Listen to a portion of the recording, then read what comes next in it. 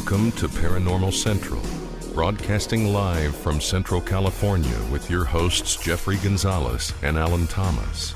Broadcasting video worldwide at paranormalcentral.net and broadcasting audio on the Dark Matter Network at artbell.com. Are you ready to witness something that you cannot explain? I'm looking for you, you're looking for me. We have to decide what it will be. Can it be true? Can I believe the unexplained? Look into the sky, you realize you're not alone. Open your eyes, you can find the trails that control. Hello everyone, welcome back to another episode of Paranormal Central, broadcasting live from the Paranormal Studios in the bottom left-hand corner of the Nevada Triangle. Good evening, my name is Jeffrey Gonzalez. I am your host. I'm also the founder of a group called the Saying of Paranormal Society. We have been in existence over 13 years, been doing this show for 7 years. So if this is your first time, welcome wherever you may be around the world. We have fans now popping in everywhere, and that's awesome. We are broadcasting on live stream, HD quality for all you who are watching us right now. If you want to listen to us, you can also do that at the artbell.com website on the Dark Matter Network. And you can listen to us there as well. Excuse me. We have a big show for you tonight, and I don't know why, but that music is blaring, so isn't it? Yeah, you could turn mine down a little. Yeah, we have added a third seat in here, as you can see. The middle seat is vacant. We have a good friend of ours, and I can say that because he is. Mr. James Fox is going to be walking in here in the studio in a little bit. He is coming in from San Francisco, and he's actually coming in here for a couple of reasons. Tomorrow we are starting to shoot the TV show, and Mr. James Fox is going to be episode number 1 on the TV show. So, Mr. James Fox is going to be in the studio here. He's actually driving in from San Francisco, and I think he is, I know where he's at somewhere, but I don't know. When he gets here, obviously he'll come in and sit down and probably be here for the rest of the show. So, can't wait for that. Again, if you are watching us on live stream, I'm hoping that you're getting us on HD quality, because it sure looks good on our monitors over here. All right. Let's go. Okay. What we're gonna do here is we're gonna go ahead and call Danny, like we usually do. For those who don't know, Danny is our Squatch reporter, and he's gonna give us the know-how on Bigfoot from around the world within the past week. And then I'm trying to get a hold of Heidi, so we can go ahead and call Heidi and then get her to get on the phone, so that way we can go ahead, and as soon as James Fox gets in here, we can go ahead and just talk with him the rest of the show. And I think there's a lot of things I want to talk about with James. I think, on the TV show, we can only get into certain subjects, and we really can't get into it like we want to. Like, for example, chasing UFOs. When we did that episode with James Fox and Aaron Ryder, there's a lot of stuff that got cut out, and a lot of the good stuff, and I don't know why.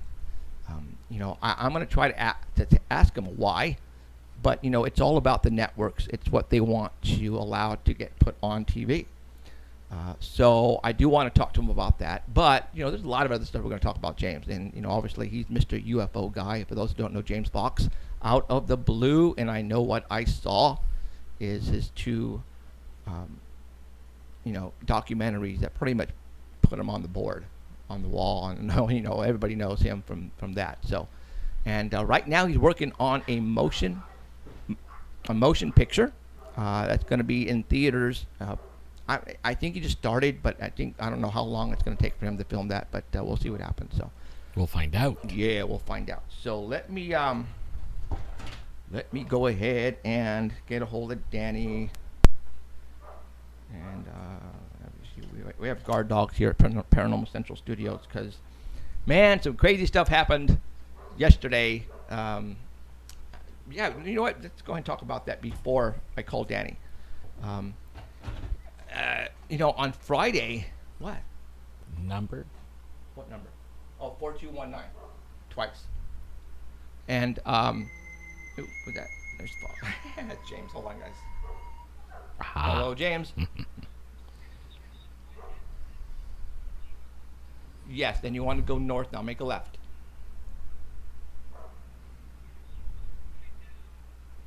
Sorry, guys. Hold on.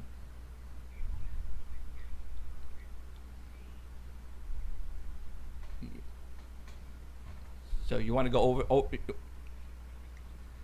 No. You want to go towards... well, depending on which mountain. You're going to go north on Clovis Avenue. Oh. When you got off the freeway, which way did you go? Oh. Okay. Crap. Oh. Well, then you're cool. You wanna go. You want to make a left out of there and go down Clovis Avenue. Go make a left. So you went wrong. You went south instead of north. Sorry, guys. Right. Exactly. Right. I think so. It's right across the street from Winter's Nest, right? Yeah. So just go head to the left. So if you and then you're gonna go over the freeway that you just got off of, and you're gonna go probably 2 miles, 3 miles, and it's on your right hand side on Gettysburg.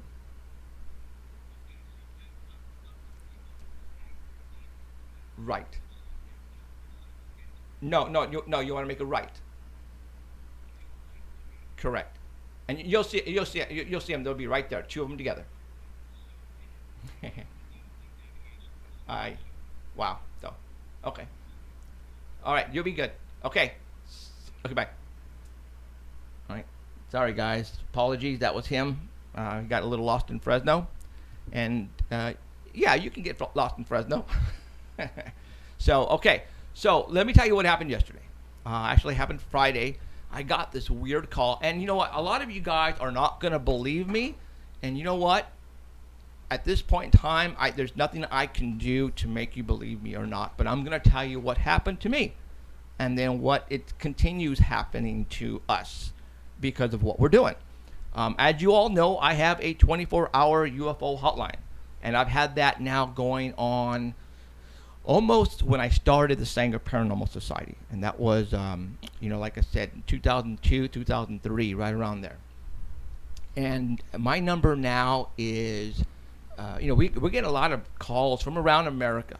I mean, Alan can pretty much, my wife it gets upset at me because that phone rings off at 2 or 3 o'clock in the morning.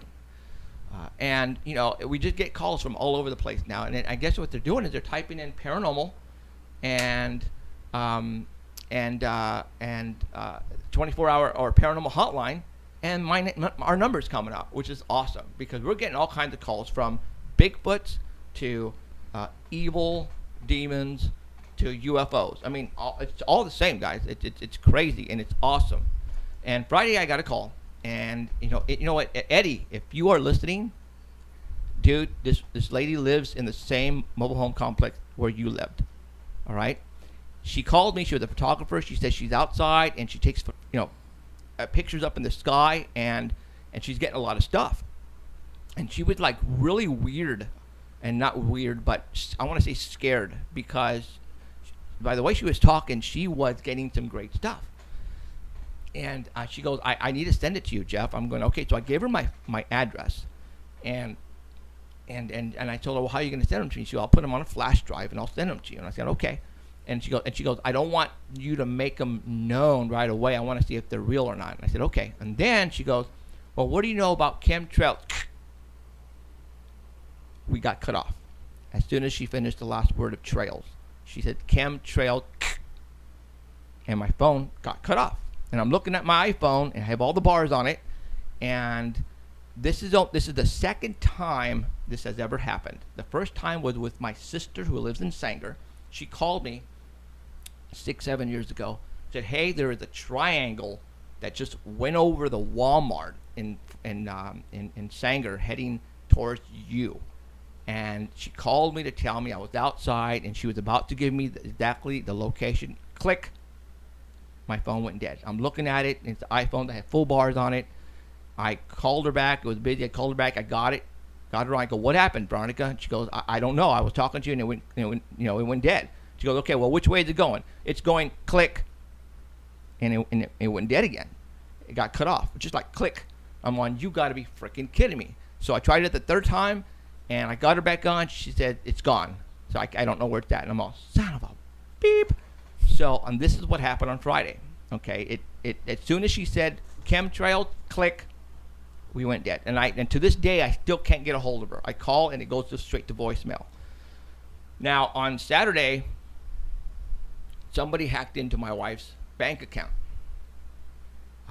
And also on that day as well, there was an outage in our area for the internet. And then the outage was taken care of yesterday morning at 9, but our box didn't come back on. And I called Comcast for the longest time, and we're trying forever. And everybody else is fine, but little old us is no internet at all. So I am panicking because James' box is obviously coming in here. And so I said, and I was talking to a live person. I'm going, you guys better get your you-know-what out here Sunday morning because I work for AT&T. So I told them, you better give me a window between 8 and 10. And they did. They showed up, and they gave me a new modem, so we're up and running. But we got a call last night from somebody in Pennsylvania, right, Alan? Is it Pennsylvania? Yep, Pennsylvania. Okay. And some guy shot a Bigfoot. That's what he said. Okay. And the guy was scared. 20 feet away. The guy was scared out of his wits, out of his mind. He called Alan, talked to Alan for a while. Alan had to go home. Then he called back and talked to me for a while. And him and his brother are scared out of their minds. Now, are they trying to pull a fast one on us? It was really hard to tell. They seemed legit. I mean, the guy was, I think, crying. And he was asking me, "Are they going to kill me? Are they going to kill me?" Right. And what do you tell him? Well, when you went home, and I got the phone rang, and it was them again, and I was listening to Alan talk to them because we were in the studio getting ready for today and tomorrow, and I told him, well, I overheard you talking to Alan, and so you did shoot one, right? And he goes, yeah. I go, well, you're gonna die tonight. Oh, I mean, literally, I said that, and he freaking freaked because let me tell you something. If you kill a Bigfoot and he has family around him, they're gonna get you. Right? This guy's story was like he tells me he's 20 feet away. He's on his porch, and he has a Remington 700, and he shoots it right in the chest. And he said he always shoots things in the chest because they die, right? That's where you kill things. He's a hunter. He doesn't know who we are. He doesn't never listen to our show. He just went on. Matter of fact, he asked you a question. Yeah, he says, what do you think about Bigfoots and UFOs, right, being together? And I told him, well, lots of reports of Bigfoots and UFOs together. Some of them seeing the Bigfoot coming out of a UFO, some of them the Bigfoot's going in the UFO, right? He says, well, I'm glad you said that because this big UFO lit up the forest right in front of my house like a big, glowing, lit the whole forest up, and out of this light comes 3 Bigfoots. And he said they looked like they had revenge on their mind, like they're gonna get him, Right. And then while we're on the phone, you could hear something hitting the house, right? And it was freaking the guy out. He was like almost crying. after a few of those, he goes, I gotta go, man. They're not gonna kill me because I'm gonna kill them first. And he goes, which would you use, a shotgun or a 700? And I told him shotgun, 12 gauge, right? And he goes, yeah. I go, shotgun with a slug. That way you just kind of like point and shoot, and it's gonna hurt, really. And no aiming or anything. You can go from the hip and you can unload 8 of them, really quick. He's like, okay. He goes, if I get any pictures, I'll send them to you. I'm like, all right. So, and we hung up. Yeah. And then he called me and we talked and all that kind of stuff. So, stories like that, do we know if they're true or not? It's hard to say. But, I can tell, because I've gotten so many phone calls in the past, I can tell you if one is trying to pull a fast one on us or not. And it's just by getting these calls that I can weed out those type of calls. So, you know what I thought? I bet that we have viewers or Facebook friends in Pennsylvania or right by him. I bet. I mean, is there anybody out there in chat that's next, in Pennsylvania? Maybe we could hook him up or, get them two together, and then the guy could go do a face-to-face. I still got his number because it came up on the right, and it's just sitting there. So I know his number. We can call him back, and then we'll find out if he's real or not. Right. So and because you never know, you absolutely never know. So okay, we're gonna get a hold of Danny, and get him on the line and see if his mom let him out of the basement. That's loud. Yeah, I have heard of the Sasquatch Chronicles. I haven't had time to keep up on it, though. Hello. Hey, Danny. Hello. What's going on? Oh, nothing. Just enjoying the 90-degree weather. Yeah. No kidding. We're in the man. studio. We have an air conditioner was actually put in here, but it didn't get turned on enough time to cool down this place. So. All your makeup's going to run by the end of the show. Dude. It will look like we're crying. Yeah. We're crying because, we know you're only going to last a couple of minutes. Right. Then, And he's talking about tomorrow, folks. We're shooting the TV show tomorrow, so not right now. We don't have. You wear makeup. We don't have makeup right now. Shut up. Yes, I do. No, I'm just kidding. So, all right. Okay, there's Haiti Hollis. Okay, so let's go ahead and let's give the Squatch report for today, mister. All right. You suck. You got the first picture up? Yeah, so Keith told us you have a short report. I forgot to download his pictures and Heidi's pictures. Oh, that's good. Rookie. Don't I suck? Well, that was what we were trying. Oh my gosh. Okay. Well, everybody, go to Art Bell, because Art Bell. I mean, you only sent how many pictures? 4. 4. Okay. Go to Art Bell, guys. And these stories are all visual. So. Okay. So you can go to Art. Okay. So you can go to Art Bell right now, artbell.com and paranormalcentral.net. I know I suck. And you can go and visually look on his on there right now. It has a link for those pictures. Sorry, you might be able to open them up while he's talking about it and download them. I mean, okay, well, let's try that. You could try. And then what happens? Like, and if the whole show, I mean, if off, it crashes, then we just have 2 shows again. No, I hate that. So, okay, all right. Well, let's go ahead. Go. Picture number 1. Right. Go for it. The first one is from geeksnack.com, and it's from January 29th, and it's night vision contact lenses that they're working on to help you see in the dark. And these were made by University of Michigan researchers, and they've created a super thin material which can detect infrared light.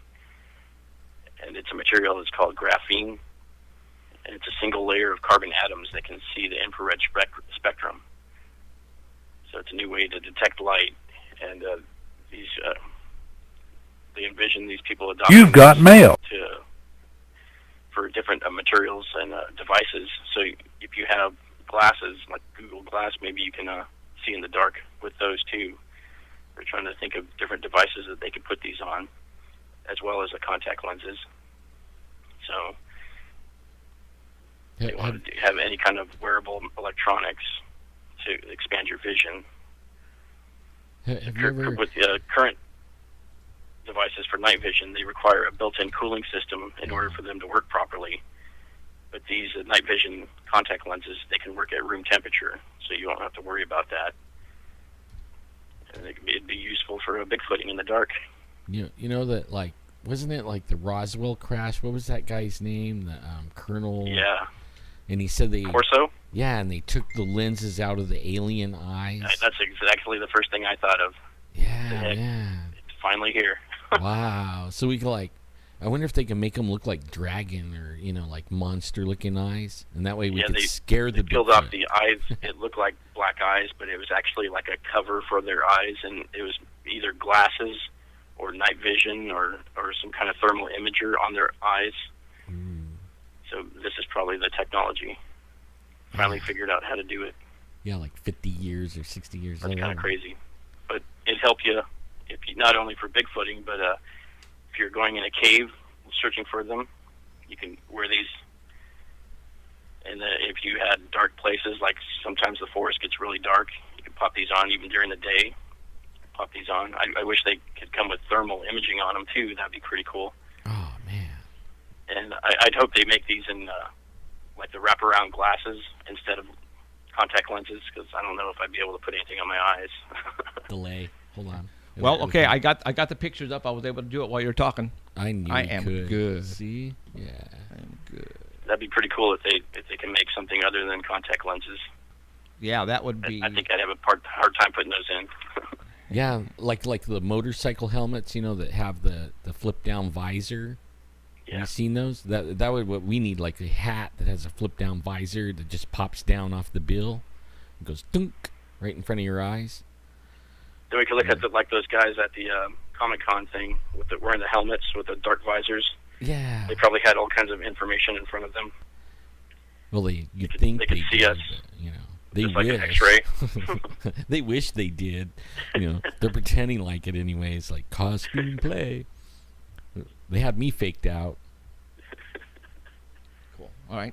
Yeah, hopefully that would be awesome. I mean that would change us Bigfooters' lives tremendously. I mean, come on, that More would be stuff awesome. to carry.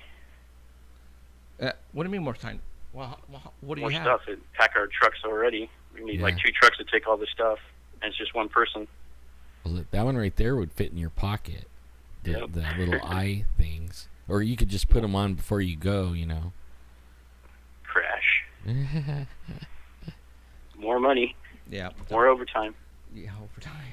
Yeah, and you could just like plug in your cell phone, and it would like Bluetooth the information for your car, so it'd be like a heads-up display. Be like jamming down the road with the speed and the oil pressure and everything. The Camaros have that heads-up display. All right, got picture number 2 up. All right. It's from the Sasquatch Chronicles page, the Believers page. And this is from the National Guard. A couple of National Guard troops saw something when they were out there. This was put up on March 2nd by Mark Wayland. And he was in the National Guard, and his troop was deployed, activated in 2003, 2004. And he was sent to Central Arkansas to guard a key military installation.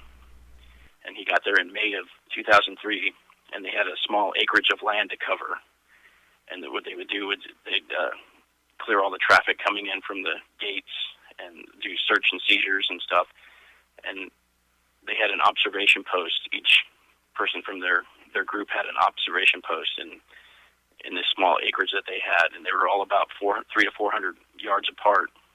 And some were towers and some were bunkers, and they were each assigned to them a 24-hour shift. Or they had groups, 3 groups that would do 28 hours, and they'd be covered 24 hours a day, just for security reasons.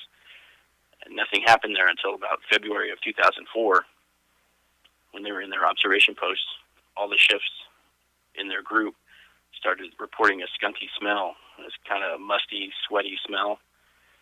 And the smell persisted for that first week, and it was getting stronger. And then they started feeling like they were being watched. And it was their turn to go on the night shift. There was 2 guys, it's Mark and his buddy, and then the smell had now been going on for like 2 weeks. And they're at 2:30 in the morning. There was 2 guys in there, so one was sleeping and one was awake. And he said all of a sudden at 2:30, all the bugs, the frogs, everything went silent. And it was completely quiet. So he started looking out the windows to see what was going on. and about 80 yards away you can see movement, and you can see it pretty well because there was a light with a pole with a light on it, and it lit up the area pretty well, so he could see it about 80 yards away, moving from his left to his right, and it seemed to be walking around. At first he thought it was a local that was walking around, so he's keeping an eye on him. Then he decided to grab his weapon because it has a night vision scope on it, so he lifted up the scope, and when he could see it through his scope, he knew exactly what it was, and he said he was staring at a Bigfoot. Cool. He said he got sick to his stomach. He never took his eyes off of it, and he called to wake up his buddy, and his buddy jumped straight up, hearing the excitement in his voice, and he said it was walking slowly, and it was like it was stalking something, so he kind of put the scope ahead of it a little bit to see if there's anything there. He didn't see anything, so he put it back on the Bigfoot. He said it was walking with bent knees, and it was reaching up to move limbs out of its way as he was ducking under the limbs. And he said it would last about 20 to 30 seconds, and they both stood there shaking. They didn't know what the heck they were looking at. They knew exactly what they were looking at, but they couldn't believe it. And they had ammo for their M4 and 1,000 rounds for their SAW weapon, SAW, and they still didn't feel safe. And they knew that they couldn't report it because they would be crazy. Now, by them reporting out of their jurisdiction, don't you think they're going to get in trouble? Yeah, that's why they didn't say anything to their commanders or anything. They just kept quiet. They didn't say. The only person they told was the next shift coming in, and they thought they were crazy. Right. So, but they did go out there when the sunrise came up. They were both scared out of their mind. They waited for sunrise, and then when the sun came up, they went out there looking for footprints. Went out to where exactly the area was. They did find depressions in the ground, and each footstep was about 5 to 6 feet apart. And they found the limbs where the exact path where it walked through, and where he was standing, he couldn't reach the limbs that it was moving and ducking under. He tried reaching up to get the limbs, and he couldn't reach them. So he said this thing was huge. He doesn't know the exact height, but he said it was huge because he couldn't even duck under the branches. He couldn't even reach up and touch them. But he followed the footprints for a ways, but he was alone, and he was getting scared, so he went back. Heck yeah. And you don't go out there by yourself. You don't go out there by yourself after... Even with his rifle, they still didn't feel safe. That's how I felt. I mean, I had a 300 Weatherby Magnum.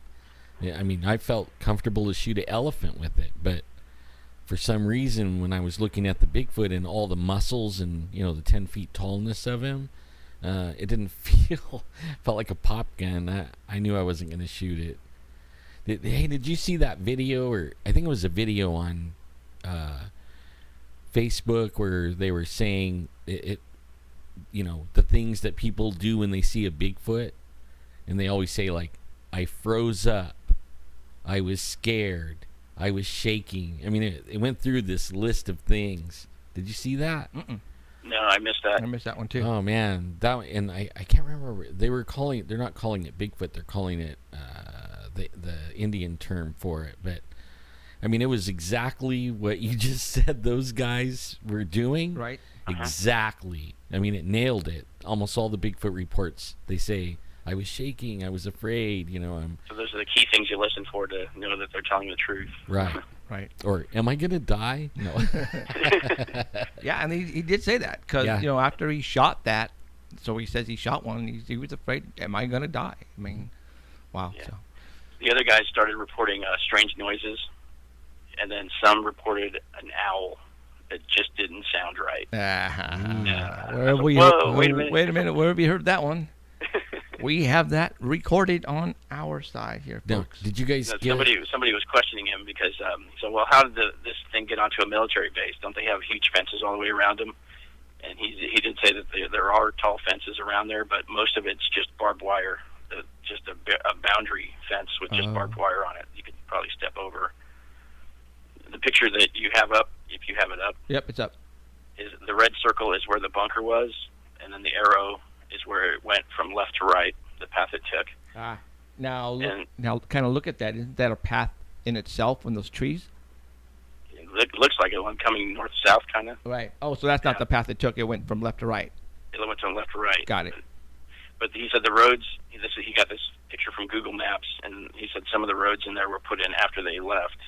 So he didn't remember all those roads, but he blacked out the buildings and the names of the road. That was my next question. What are those blacked out things? Yeah, he blacked out everything, all the identifiable markers, because this is a secret base, he says. Wow. Ooh. He said most people don't know this place exists, and they really don't need to know either.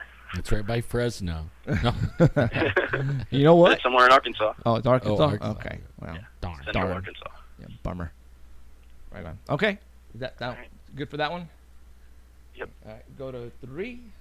Next picture is from the Mysterious Universe page from March 14th. This is a Yowie hunter that says that a Yowie left a handprint on his vehicle. And this was a handprint on the rear window of his Jeep. And Jason Heel and Jason Dunn are from the J&J Yowie search group. And in April of 2014, they made news when they released a video of a young Yowie recorded in South Queensland, where they baited out with apples. They put apples in, they put their trail camera up in the trees. Sound familiar? And Oh, wait. got- Up in the trees? Really? yeah, they put the camera up in the trees Holy and mackerel. pointed down at the apples. And they got a video of a young Yowie, they say, and I put that video up on the Paranormal Central page. You can't really tell. It's kind of a grainy video. There is something. You can see the hands, but you can't exactly tell what it is. Right. But they're claiming it's a young Yowie. And then they do have another video where they have the handprint on the video. But they posted that one on March 9th. That one's also up on their page. But he was there at his spot to retrieve his game cameras in the pine forest. And when he came back to the truck, he noticed this huge handprint on the back window. And it had 5 fingers, and it looks like 5 long claws on it. And there were no other prints on the vehicle, and there are no prints on the ground. And what he's saying is there's no bears or animals in the eastern part of Australia that can match this kind of print. Nothing that big in there. So they had, in this area where they put the cameras in, their little spot, they have had growling, rocks thrown at them, tree branches snapped, strange smells, and the feelings of being watched and followed. So Cool. looks like he has something out there, but I don't know what would make that handprint. Well, yeah, good question, huh? Now, And it's not greasy either. That's the problem I see on it too. yeah. Yeah, usually they're kind of grimy, huh? Yeah. Because Even we've your seen them. fingerprint, too. We've seen them live, not Really greasy. not pictures. Did you guys get the link I sent you in Facebook in the of the mountain monsters hunters? All right, I didn't get to see that one. Yeah, my mom was telling me about that one too. When the Wait, your mom? Yeah. Your mom She watches this all stuff? She watches this stuff. What the She hell? Man, her you're rubbing all this stuff. Everybody's getting that's crazy. his researcher.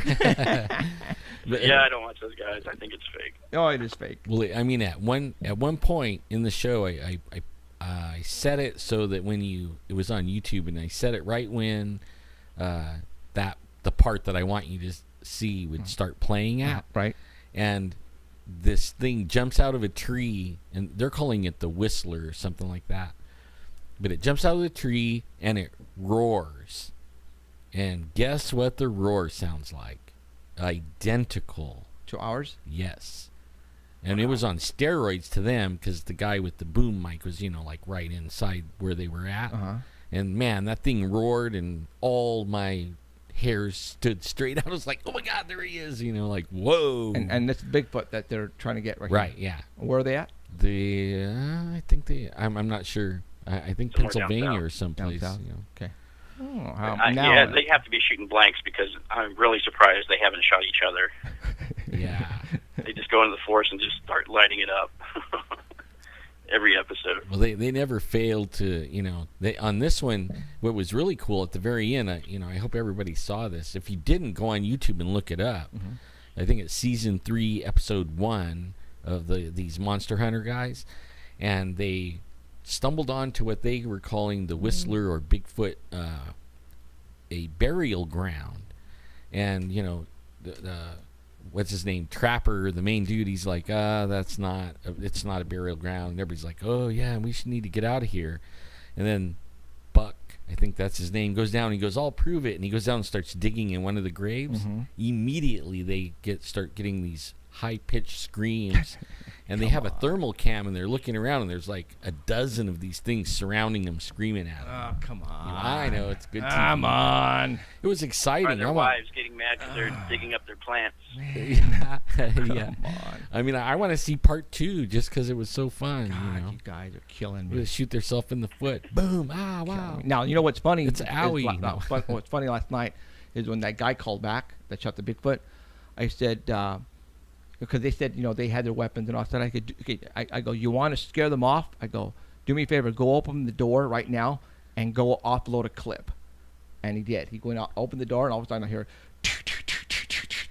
I went, oh.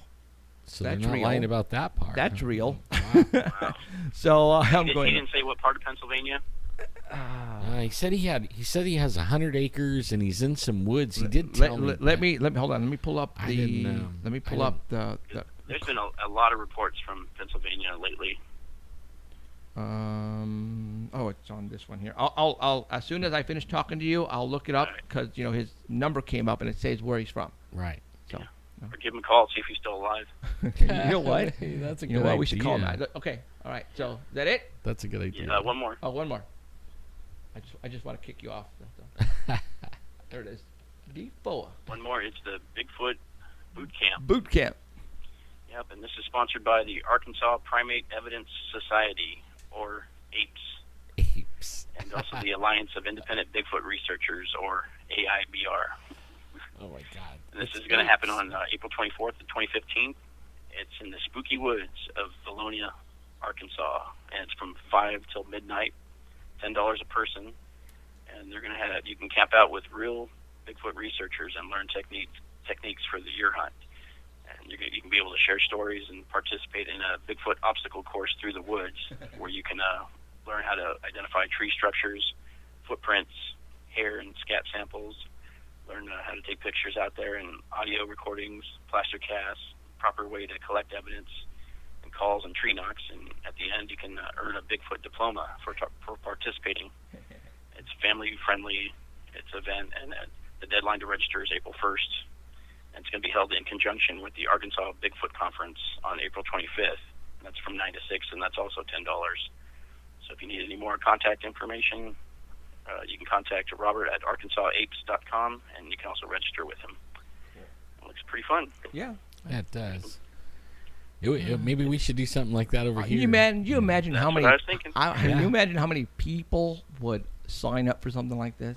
Oh man, it would be fun though. It would be hundreds. I mean, we could take them to Different a stations. secret Get everybody at one location in station. the valley floor and do that all day. Sure, you can go freaking camping and no, you can't camp in that locale. No, I mean, Get a real flare. yeah, no, it's all day use, I think. Yeah. But that would be a good place to donate do to it. charity. Donate Yeah. charity, yeah. So, all right, dude. Thank you All very right. much, and we'll talk to you soon. Right, Danny? All right, We'll see you my tomorrow. my next call will be from Las Vegas. Oh man. Oh, so you're gonna do it up there? Yeah, I'll do it the first week. I don't know about the second week. Okay. All right. You're gonna be up there 2 Second weeks? week. Well, I'll be up there 2 weekends. The second weekend, I'll be coming back. Oh. Oh, man. so the whole week. The first. Okay, gotcha. I'll be Gotcha. there for 1 week. Okay, gotcha. Okay. Again. And I'm gonna say Just it again. take a lot of dollar bills with you. Yeah, I'm gonna say it. You suck. Yeah, I might even go to Area 51 again Oh. Man. You know what? Do that on a Sunday night at this time. at this time. Yeah. Yeah, Call and from call there. us from there. And in that way we'll make sure to make some phone calls and have you arrested. All right. Oh no! You should go to the Alien Inn. Wow. She might close. Oh crap! I think she closes at 5. Does she? Well, maybe she might stay open for you. Might. Well, call it, make it happen, man. You always do this. Yeah. You're good in that kind of stuff. All right. Let me know what All right. happens. All right, see ya. See ya. Bye, Danny. All See right. you guys. All right. Let's go ahead and call Heidi, and then that way, let me find out where that call came from last night from Pennsylvania, and I can do it because I got caller ID. And crap, it just says Pennsylvania, USA, on it. PA USA. That's all it says. Rats. Sorry, guys. I would have It's told kind you. of fun, you know. He's been getting calls, and none of them have come from California in a week, you know. Oh, well, the one lady that called and then asked, what do you think about chemtrails? Can't get a hold of her again. Weird. Oh, but I got. Oh, never mind. I'll tell you about the other one I got. Oh, crap. Good evening, gentlemen. Heidi. Hi, Heidi. How's it going over there? Going good. 90 degrees. Oh, you know what? It's nice over here, too, but not that nice. You know what? You're You rubbing suck. it. Okay. Go. Tell us how you really feel, Heidi. Go ahead. Let me think about it for a second. Spit it out. We're on the internet. It's okay. Art Bell, get ready to mute it. My goodness. I'm turning you guys up because it's a little low for me. Okay. You hear me? Yeah, I can hear you. Okay. All right. I guess that's working. You hear me fine now still, right? Yeah, no Oh, problem. yeah. No problem. Can you hear us? Okay, cool. Mike, so how are you guys doing? I mean, are you cooking in the sun, baking in the sun, frying in the sun? Which is it? Well, It's frying. we had the AC on. All that. Oh, that has to be very rough. I'm having pity pains for you. You've got mail. I know how you really feel. Trust me. And up there in the Arctic over there where, you have to dig your car By the way, out for all those who 3 don't, months. for all those who don't know, Heidi's in Chicago. Yeah. Yes, Like I am that. in Chicago. I'm dodging bullets as we speak. Wow. You have bulletproof Everybody glass, always thinks of Chicago as just like, a death trap of some sort. So I like just machine sleep guns, on it. machine guns every night and drive-bys. Yeah, it gets a little hard to sleep at night. But Yeah. I always think of pinstripe suits and cement shoes, What was that? I think of pinstripe suits and cement shoes. Oh, That's what comes to my mind when people say Chicago. little mobster in you. Yeah. Hey, isn't Obama from Yeah, he is. Chicago? Sure is. Yeah. Might Well, explain why partly here, our partly Hawaii. might be explaining why our government is so like pinstripe suits and cement shoes. The zoot suits, right? Yeah. That's funny. My goodness. Okay, let's go. Funny. I'm downloading your pictures right now. Stand by. Stand by. Stand by. Awesome. The pictures So are on the I'll way. just start a drum roll here and roll out a nice purple carpet for myself and get myself comfortable. Yeah, we have the red carpet rolled out for you, but you can't see it. People ask me, Heidi, why do you laugh so much? I'm like, because I'm having a good time with this freaking life. How about you? Oh. I get it all the time, and I'm just like, no, I'm not nervous. No, I'm just having fun, and I laugh all day long because I think that's a good way to be. Liar. Go figure. Liar. Uh, Pants on And they fire. always say the nervous part, huh? You're Yeah, laughing 'cause you're it's like nervous. really, I've been doing radio forever. I've done a lot of TV. I've spoken across the country. And you've been let me on, think. What on else? the It's like- other show like 3 times, too. Something like that. What's that? You've been on the other show like 3 times. Something like Oh, that other show? Yeah. Ooh, multiply that by 2. It's been about 6 or that. 7 Oh, or wow. Yeah, we don't say that other show on this show. Do Wait, we? No. Mum's Uh-uh. the word. Mum's the word. Yeah, we don't say other show, no. No. Okay. No, All I just right, I got said it. picture number 1 on the screen. Go. Okay. I guess I'll introduce myself a little bit, too. I guess for those people who don't know, I like to write lots of books. So I consider myself as someone who has been there, seen that, experienced it, freaked out, found some answers, wrote about it, got over it, and now I'm hoping to help others do the same thing and understand this crazy world of ours. If you dare, please feel free to go visit my main website, HeidiHollis.com, and I welcome anybody who's had any odd experience that they want to share here on this show to write me and send their pictures, drawings. If you've got a crayon drawing, I don't care what it is, we'll go there and we'll show it up on the screen, won't we, Jeff? Absolutely.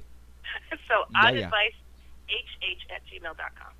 Awesome. Okay, to this first picture. Isn't that a cool-looking UFO? I love this picture. It's one of the nicest ones that I think I've seen, but it sucks in this I guess the area of there's nothing to judge it against. It's just a blue sky. Right. So it's like, did somebody throw a Chinese star? I don't know. But Right. it's a cool one. Yeah. But this is the story that goes with that picture. This is Worcester, UK, March 8th, just happened of this year. This is what the witness said. Just before I left to go to work, I saw a star-like light speeding across the sky, but it was not flashing and no other lights present with it. It was traveling faster than a plane, twice as fast, I would say. Then when I was driving back from work, there was a bright white light beaming down. It was about 100 yards away from me, hovering about 20 feet in the sky. It was so bright it lit up the outline underneath the object it was coming from. It was like a 3D triangular metallic ship almost floating above me. I stopped in my car to look at it in the pitch black clear sky, and it suddenly turned bright green with a flamed trail, northern lights green, and zoomed off in the opposite direction of the moon in a straight line, then totally disappeared in thin air, leaving a stream of a trail behind it. When I got home 4 miles down the road, I looked up into the sky, and there was a steam trail track just above the house coming from the direction I had left.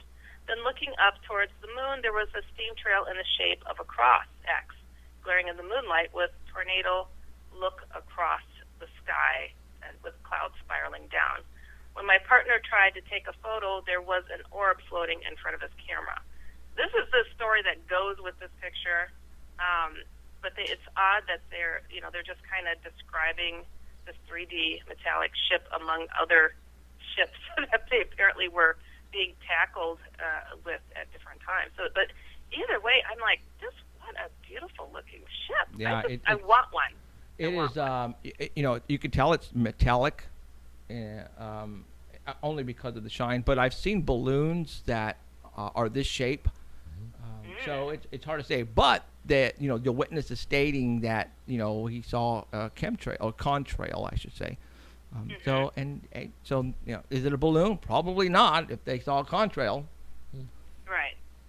So, right on. Unless one of the other It's really ships hard to did say it. because it's somebody's turning it in, reporting on it. We're happy that they're reporting on it and just saying what they've seen. But what do they benefit out of fooling people? I don't know. Maybe there's a big old reward somewhere that we don't know about. But I just thought it was a cool looking ship, if indeed this was something that took place. Right. Cool. So, next one. All right. Number 2. Okay, you're on. Photo was taken in Santa Ana, Pueblo, Mexico, on January 15th of this year. The witness said, I used an iPhone 4S and took several photos of the sky around the hotel. At no time did I see the lights, objects that show up on the attached picture. In other words, this was not visible to the naked eye and only showed up when I checked the photos I had taken. It kind of has an eerie feel to me for some reason. I don't know. It's like that, the sun creeping behind the mountains. I just think it's cool. This person continues to say, I'm a licensed pilot with instrument rating and a former amateur astronomer, so I am accustomed to observing the skies and noticing details. These lights were definitely not visible to the naked eye at the time the photo was taken. The lights did not appear in any other photo either because before or after the one being attached. So I doubt this was a malfunction of the camera in my phone. Yeah, there's no way. How cool. I just think that's just a magnificent photo. And it kind of matches those little tiki lights that you see in the...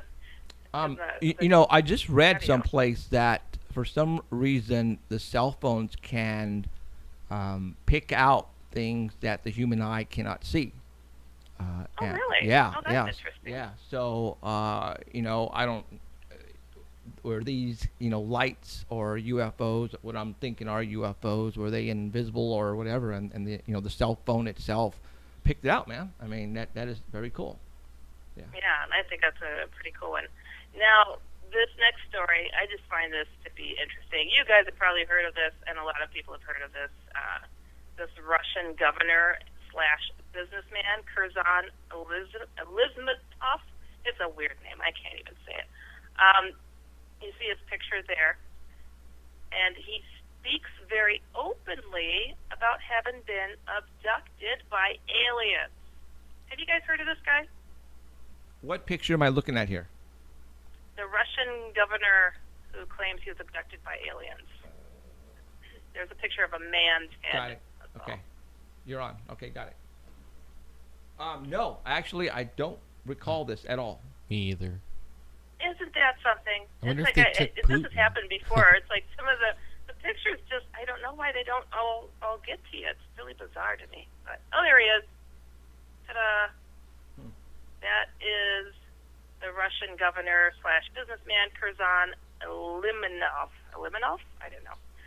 But this is what he states. And I also, on our Bill's website, I put the link to the YouTube video of him discussing openly about his experience. And this is what he states. The governor of the Russian Republic of Kalmyki is a very well-known political figure. He's a multimillionaire businessman, a Buddhist leader, and head of the World Chess Federation. I think that's important somehow. He does not fit the description of the so-called usual alien abductees, I guess most people would say. But he claims he was abducted by aliens from his apartment where he lived in Moscow on September 18th, 1997. He described the aliens as looking very similar to human beings, but they were wearing yellow spacesuits. I don't know if yellow is the choice that aliens should wear, but he claims that an alien spaceship, which looked like a semi-transparent half tube, that's bizarre, landed on his apartment balcony and took him on the ship and then delivered him to a star where he was given a yellow spaceship, a space suit to match them. And he went on to explain that he spoke to the aliens telepathically as they communicated to him why they were there and what was the reality of their existence. And he claims that the aliens told him that they were not ready to show themselves to the rest of the world yet, but they didn't explain why. But he says he thinks that chess, the game of chess, here this guy is really into chess because he's the head of the World Chess Federation.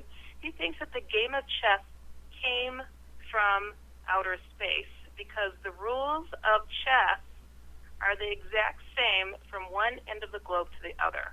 I don't understand his reasoning for this, but he's kind of brief to say, yeah, the aliens took me, but he doesn't have a whole lot to share from what I saw in all the videos where he discusses it. Which is odd to me. He wants to let people know that these darn aliens are out there, but it's almost like he carries a secret about what they told him, what he saw. And I mean, he went to a freaking star. How do you not describe what the star looked like? You know? I don't get it. It's bizarre to me. Yeah, like, did they take Putin? Putin is missing supposedly. Yeah. Uh-huh. Maybe somebody. I don't know why I can't hear you guys really good. Maybe somebody took Putin. Can you hear us now? Oh. Yeah, that's a little better. Okay. You know what? Okay, hold on. Let me What was see. that you guys said? No. Did you know that Putin is, for some reason, missing right now in action? Really? Yeah. Yeah. Might have something to do with that other guy that got killed, huh? Oh, yeah. That one protester, that guy who's always... That's like the Tupac and Biggie Smalls dispute, huh? I don't know. I'm just kidding. Only you would know that. Yeah. East Coast, West Coast stuff. Who knows? My goodness. Well, I tell you this much: I'm not going to shed a tear if Putin is done for. That's all I'm going to say. Right. No friend of mine. I don't know about you guys, but yeah. What? We could go. What picture is what's next? What picture is next? The next picture are these people standing in front of a waterfall. Got it. And there is an ominous figure next to them that I just thought was pretty cool. These next several pictures are just ghostly pictures that I spotted online that I thought were really, truly bizarre. Because I get a lot of emails from people who've experienced strange things. And this one, with that creepy dude, maybe it's a Bigfoot. I was thinking it kind of looked like that Grim Reaper looking guy, but I'm like, hold on, this looks like the spirit of Bigfoot. Now let me tell you something. This picture here, my wife, she actually looked at that and she goes, okay, well, we went up to the Sierras with a family gathering, and it was, not family, it was us four, our two sons and her and I, and she was sitting on a rail, wooden rail, with Christian, my youngest, and I think Andrew, I'm not sure, and I was the one that took the photograph from the cell phone. And she swears there is a silhouette of a Bigfoot right behind them. I personally can't see it, but when this picture got on the internet and she saw it and she goes, that's exactly what's behind us up there. Wow. But see, the only problem is I can't see it. She can. She said it's right there, and I'm like, I don't see it. I just don't see it. But she's, I don't know, maybe here she comes. Here she comes. I could see it. It looks like a predator. What? You have it all wrong. What do you mean all wrong? Hold on. It was just the two Okay. boys. The two boys? We were standing in the background. Right. No, we were in, it was just the two boys. That's it. Well, who took the picture? I put it on self-timer. Oh, what was I? We were not in the picture. Okay, well, it's pretty dang close. All right, I didn't take the picture. It was a self-timer, and it took them and her and the boys. But No, it was just the two boys. just the two boys. Oh, it's been a while. And since I that. remember seeing it. It looks kind of like the Predator movie, you know, like the outline of something invisible, like the Yeah, Predator. see, if you saw, I can't see it. So I think I saw that picture. I'm trying to find it on my old computer. On the old Yeah. computer? Okay. Well, see if you can Really find wild. it. Yeah. You know what it reminds me of? If people go to my main website, HeidiHollis.com, and click on the Shadow People tab, it looks like what I call the head and shoulder shadow, where it looks like, you know, kind of like a man that has no neck with its head directly connected to its shoulders. So it kind of looks like a shadow person, but Bigfootish and everything else. I don't know. It's just a creepy Yeah. freaking. I mean, I see the face of a Bigfoot right there. I Do you? Yeah, I do. Right there. I see Oh, it. you know what? I see it. As I'm leaning into it, it does have like a. Like right here. Yeah. Oh, that's interesting. I'm circling it right Why now. would you think Bigfoot would want in on that picture? I don't know. I couldn't tell you. Oh, kids? Kids. Just like, That's wild. just like, you know, Cheryl just said, the thing was standing behind our two kids. I don't know, man. Yeah, but why the mist? Was there mist? That's a waterfall in the back, isn't Oh, it? okay. So they're in the midst of the waterfall. Yeah. Ah. Yeah. They got the mist surrounding them there. So it's So- kind of a cool effect, but it also is a great sun. effect for a ghostly figure to be behind you. Apparently. Now, in our case over here, when the two boys, the sun was coming down behind them, and that's how you could see the silhouette of what was standing behind the kids. See, in the mist, it maybe let it be an outline because it it was filling a space that mist should have been filling, right? Exactly. You know what? And being logical, they're outside, they're in nature. What else what would it most likely be? I mean, I It's see more of a Bigfoot. I see a Bigfoot's face. I mean, right there. There it is. There's Well, his face. it No. goes along with what everybody says that the Bigfoots go invisible and stand. You know, like I was watching a video the other day, and the guy said that they had marbles missing from their house, kids' marbles. Okay. And they told the Bigfoot, do something to prove, you know, that you're like dimensional or something like that. And a marble appeared right next to him and then dropped on the floor. No way. Yeah, and they said the Bigfoot had been disappearing and everything right in front of their eyes all week. You know, so I don't know. You know, when I tell people that I saw a Bigfoot-like creature indoors, they're just like, nah. And I'm like, look, I've never seen anything like it before. It looked like Cousin It. It was just a big old hairy mess that I saw, and my friend witnessed it too. So, I mean, it has to be an interdimensional being because I watched it shimmy right out into thin air. It was the craziest thing. So I know that this is definitely possible. But I wonder if he was taking a shower and they just totally like busted him, you know, and in the middle of the I don't know, little man. waterfall. Who knows? Who knows? But I do see a face there and a head. Yeah, So that's just me. Wild. I wasn't even looking, but yeah, it does look like a face. That's just me. Crazy. So, I had to zoom Really in, but I crazy. see it and too. I'm on the crack, so that's why I can see this stuff. Yeah. Yeah.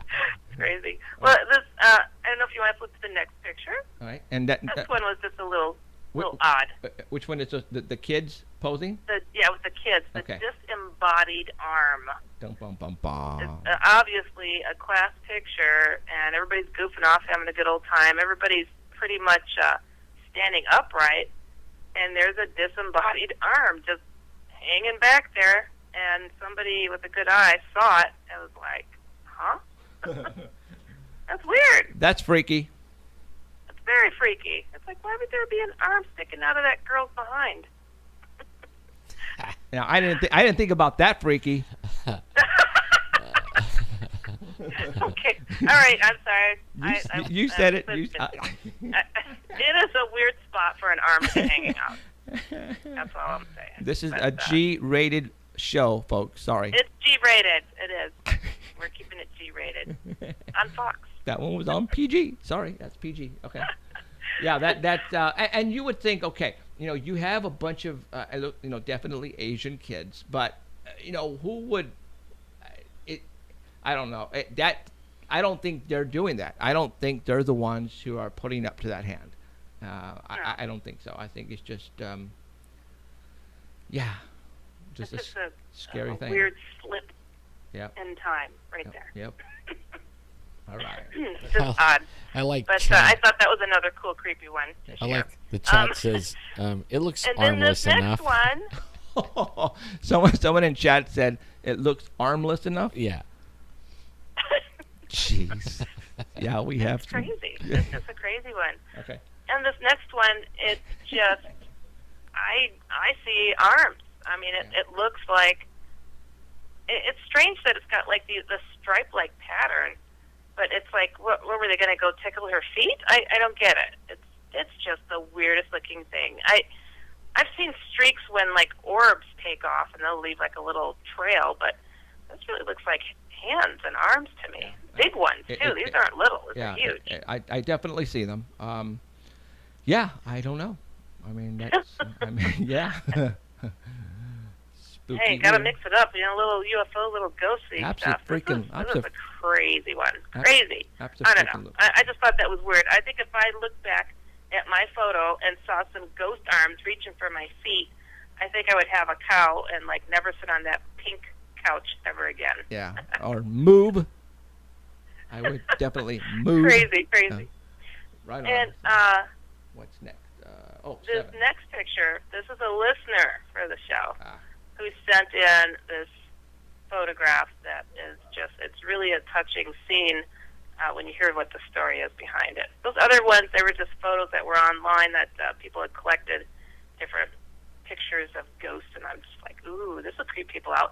But this is really, really touching. So, and this goes for the Odd Advice segment, where I invite people to send their pictures and send their stories to oddadvicehh@gmail.com. So it says, Dear Heidi, here is a picture I wanted you to see. In 2007, my father died, and myself and all my brothers are carpenters and cabinet makers. We decided to build my father's casket. As is the tradition in our community, my community is of the native Cree Nation of northern Alberta, Canada. You're always speaking of orbs. Well, look at all of the orbs around my brothers and I as we're working on this coffin. I took several pictures, and these orbs were all over the place. Now, as an elder told me that when you build something of this nature, all of the ancestors are around you to help and support you. Anyways, I always think of these photos. Please share this with Jeffrey and Alan. If you want, that's fine with me, but I'm more interested as to what you think. Love all your wonderful work. Take care, James. Whew, this is powerful. I mean, I've heard of these orbs being called ghost or spirit orbs, and you know, if their tradition and their belief is that their ancestors are there to guide them and to, you know, probably comfort them in such a time of grief, I am not surprised that you would catch them on film. I think that's a beautiful thing that they showed up the way that they did and stuck around so they would show up on film as you continue to clip more pictures. I mean, that's awesome. So I think it was definitely spirits. I don't like to call things that are, there to comfort a ghost, because I think spirits are something different. I think spirits are, family members, loved ones, concerned people that have crossed over. So I don't think these were ghost orbs. I think that these were definitely something of a spiritual nature that were there to, help guide your hands, which Sure. I think is a beautiful thing. Yeah, So what do you guys think of that? I'm not gonna. I can't say either way, but it's kind of. Is it a coincidence that they're making a coffin, and all of a sudden these orbs appear? You know what I'm saying? Mhm. So you have to take that into consideration, because a lot of people take photographs all the time and they don't get nothing. But here you have something that involves, family, death, a good thing, a good vibe, and then all of a sudden you have all these orbs. So it could very well be a positive thing. And like you said, ancestors and aunts and uncles and past Right. relatives who are watching them. And yeah, I mean, sure. Well, I I think- could take And pictures. James Bird, this is from James Bird. He's actually in the chat room saying, "Hey guys, how's it going?" So he's saying hello to you guys. He's listening in. Right on. Hey, James. Thanks for sending the picture, dude. Appreciate it. Yeah. Well, I take Yeah. pictures of grandkids all the time, and if they were running around a lot, I'll have a lot of orbs, and it's when they stir the dust up, Right. But sometimes, I was looking at that picture, it doesn't look like they really were, Well, anybody was stirring up any dust or anything. They're kind of like, Well, not at the moment. And I was gonna say that too, but I just, I'm sure there's saws. I mean, you have to cut that wood, yeah, right? You have to cut it, and there's saws and jigsaws and a handsaw and drills, but because it's in a confined area, you are going to create dust. yeah. But at this time, I'm not going to say either way. I'm just going to say, you know what? I got you. That's a You good know, vibe. if you look closely at this picture, it's orbs upon orbs upon orbs Right. upon orbs. Like some are really faint and Yeah. they're off the screen. Like really, when you look at the ceiling, it's like it's thick with it. It's wow. It's really amazing. Kind of a neat, in-depth photo of some true spirit orbs. I know that there's that controversy that this thing about there being dust or whatever water droplets in the air. I don't know. But I like to go with what a person gut tells them. Right. And this was a project of love, that's for sure. And Yes. there was a lot of emotion that went into Right. those projects. So I think that more than likely that they were surrounded by their elders and Sure. being guided. Well, to create I this know. casket. And I have to say, it's a beautiful looking casket. That's some handy work right Yeah. there. Well, all orbs aren't created equal. I know that. Yeah. Did you really just say that? Like sometimes, it could be the rainstorm and the dust, and then there's sometimes you don't know what they are, and that's like this one, because I don't see where they made anything. I'm always trying to debunk stuff though, just because. It's Well, just my- dust, dust.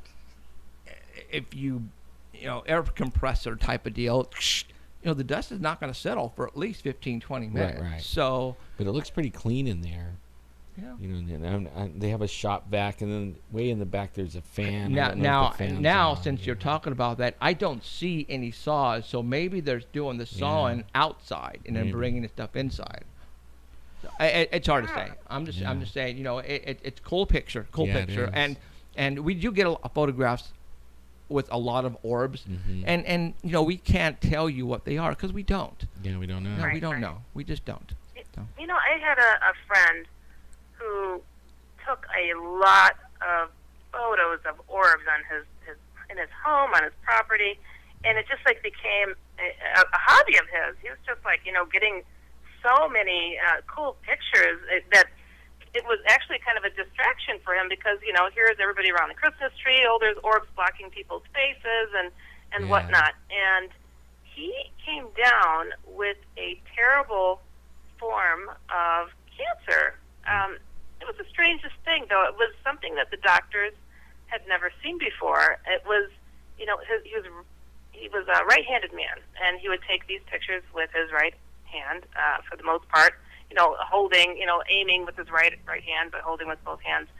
And the bone in his forearm started to essentially transform into cartilage instead of bone. And he literally had to get a cadaver bone to replace the bone in his arm because it was no longer bone. And they said it was the strangest thing. It was the doctors took it and they were researching it because it was a phenomenon that they had not seen before. And here, his strange habit was, taking photos of these orbs. And sadly, within a few months, his wife came down with breast cancer. So, were they on a hotbed of paranormal activity, or was it something else? It's just kind of an odd coincidence. That is kind of that's scary too. I hate cancer. Cancer kills people. It's hard to hear you again. I'm sorry. What was that? I said I don't like cancer. Cancer is like one of the ones that takes our loved ones. Not a lot of people live through that one. But I do know some that have, but not a lot. Right. My microphone keeps sliding down, so like I catch myself going down and down and down. It's okay.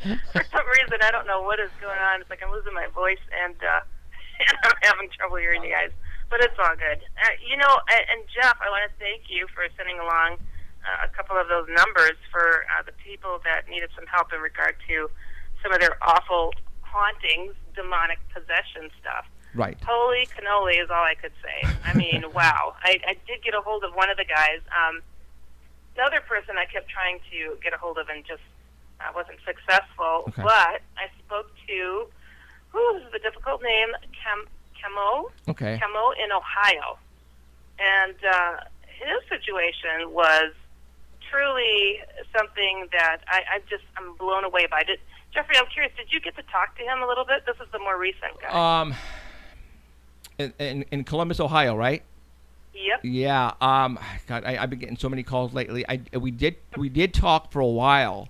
Wasn't it the Ouija board thing? It was a self-made one.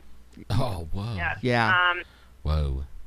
Very, very sad situation, actually. A family member of his had killed himself, and he just thought, he was having a hard time and was curious at the time of, gosh, I wonder what he was going through, that he did this. And so he made a Ouija board out of paper and said, hey, something along the lines like, if you want to live out your life through me, feel free, to like share his life. I mean, kind of an interesting gesture, I guess you could say. I don't know if he had a lot of empathy for this family member, and he started feeling besieged by anxiety almost immediately, and this feeling of, and I know you guys know what this is, like not feeling love, and just like being plagued by mental illness even. And we call that being, demonically oppressed, being isolated. Like that's the first step, I guess you could say, towards getting possessed. And it was kind of a rough go at it. This kid, he was being singled out for 8 years. Wow. And then was so down and out, could not take it anymore, and attempted suicide, and shot himself in the head and blinded himself. He survived, of course, because I spoke to him. I don't speak to those on the other side. Now, let me tell you, he didn't really tell me all that. I know he was blind, but I didn't know how he got blind. Yeah, it was self-inflicted, and truly, I was really, really kind of impressed by his drive to educate himself on, he knew he was being oppressed.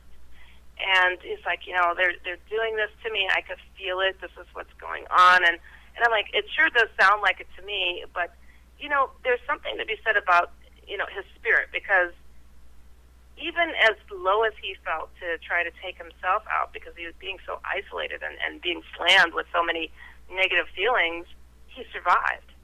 And he's still seeking to remedy the situation because he still feels this presence in him and around him. So, I let him know, it's now been 10 years. So this happened a couple of years ago, this incident. And I'm like, look, this thing has been, eating at you for 10 years, chipping away. It almost was successful, but not quite, because obviously he's got something more to do in this lifetime that's pretty darn huge. And I wanted to really get that message across to him, to let him know that, look, this thing is powerful, but not as powerful as the opposite side. And the opposite side saw you were in trouble and helped you out, and is still helping you out, that you sought out the guys from Paranormal Central, and we're trying to get you the help that you need. And, and I could hear it in his voice that he was like, oh, thank God, he's like, I've been trying, to do this, to do that. I'm like, well, an initiative is begun, and, I told him how to bless his home. I told him, to put his foot down with this thing and, let it know that it's not welcome. And, and to have no doubts in his actions in ridding himself. Yeah, he committed himself in a sense to this passed on soul, but, whatever was present, we don't know if it was the passed on soul. It could have been anything that was dragging its knuckles by his front yard, and jumped on it at the opportunity, But, just to hopefully inspire him to, look within himself and look to the more powerful, how can I say, more powerful entity, being God, Jesus, whatever, his beliefs were. He's Christian. He's a Christian guy. And I'm like, and call upon it, because you've seen what the negative can do. So just know that the opposite is going to help you out, and it has helped you out hugely, and it's going to continue to do so. You haven't been abandoned, but just realizing that you haven't been abandoned is, a big step in it too. Right. Well, I'm. So, what did you actually? Is he going to call you back at a later date to see how things are going? Or? I asked him I told him the different steps that he needed to do to clear out his house, and what he needed to do to try to clear himself out as well, because this thing is dwelling within him as well as in his surroundings.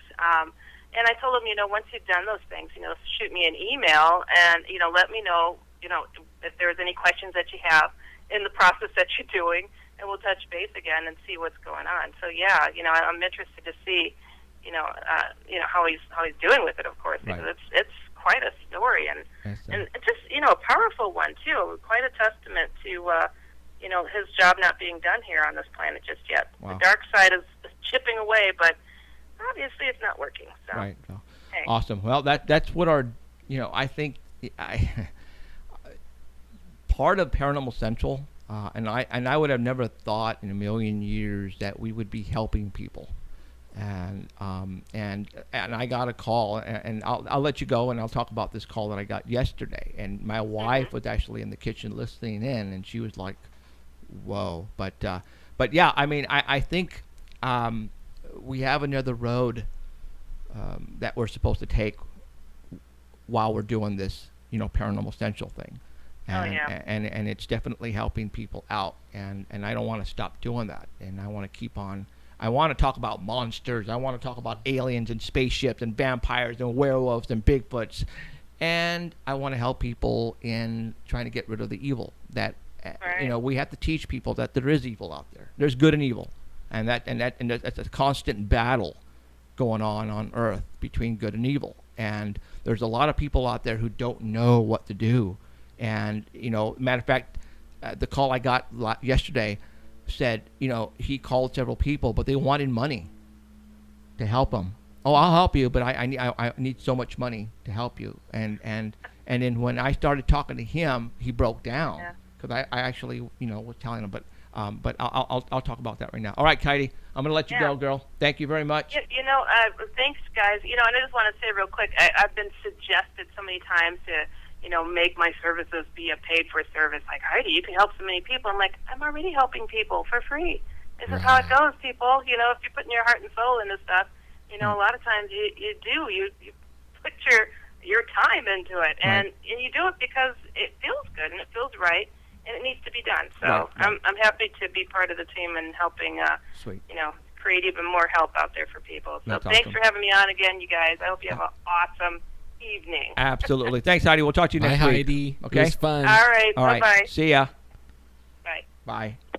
It's amazing, like what you're talking about, the phone calls. Yeah. I mean, Jeff was showing me the hotline number. It used to only ring, not so often. And now, since we've been doing this for a little while now and putting it out there, and it now is like the #1 Google search on Google. You can Google and it comes up with this hotline number.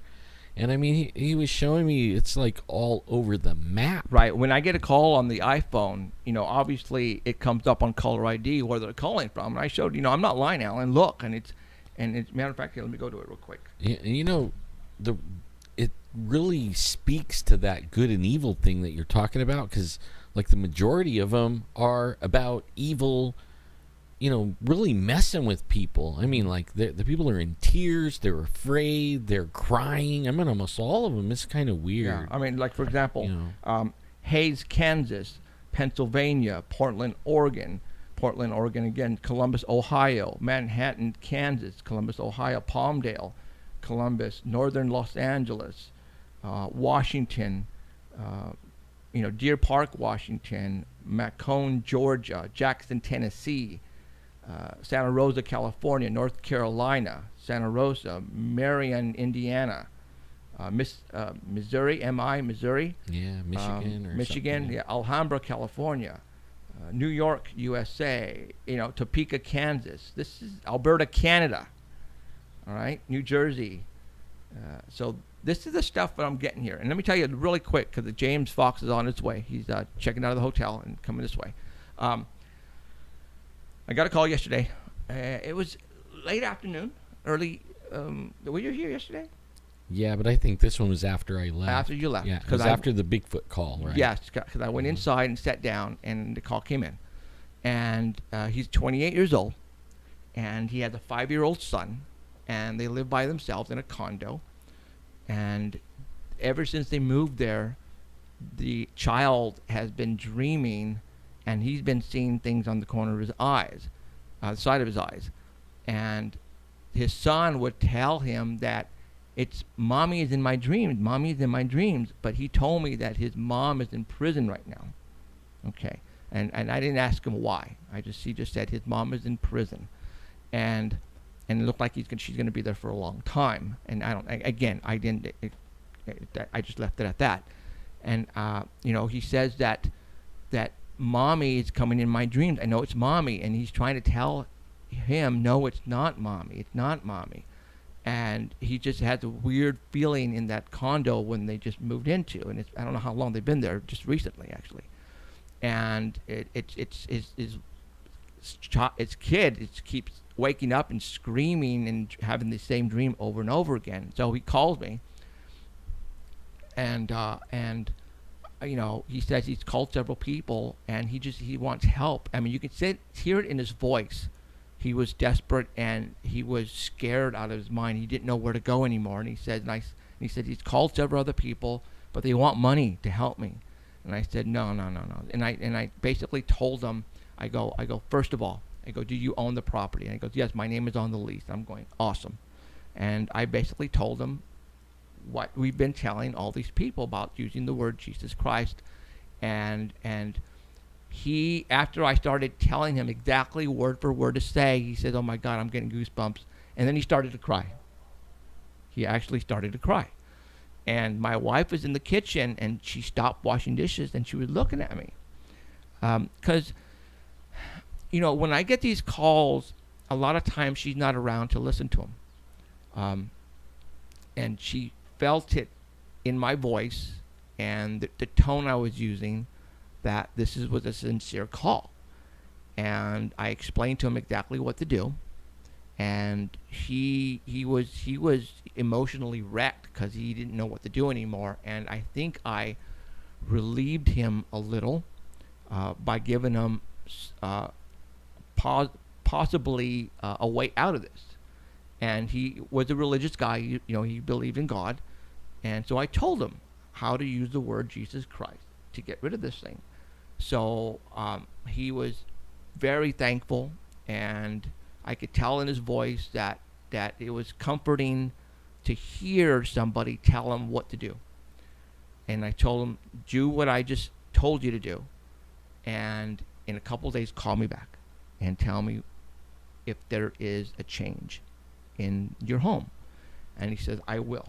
So I'm hoping he will call me in a couple of days, and I'm praying that he is going to call me elated and saying, Jeff, oh my God, I smell flowers. That would, oh my God, if he said that, dude, I would totally jump up and just start screaming, because that's, ooh, okay. You know what's really a trip is the people that are just cruising, through life right now, and they really don't have any problems, and it's kind of easy. I mean, everybody has problems, right?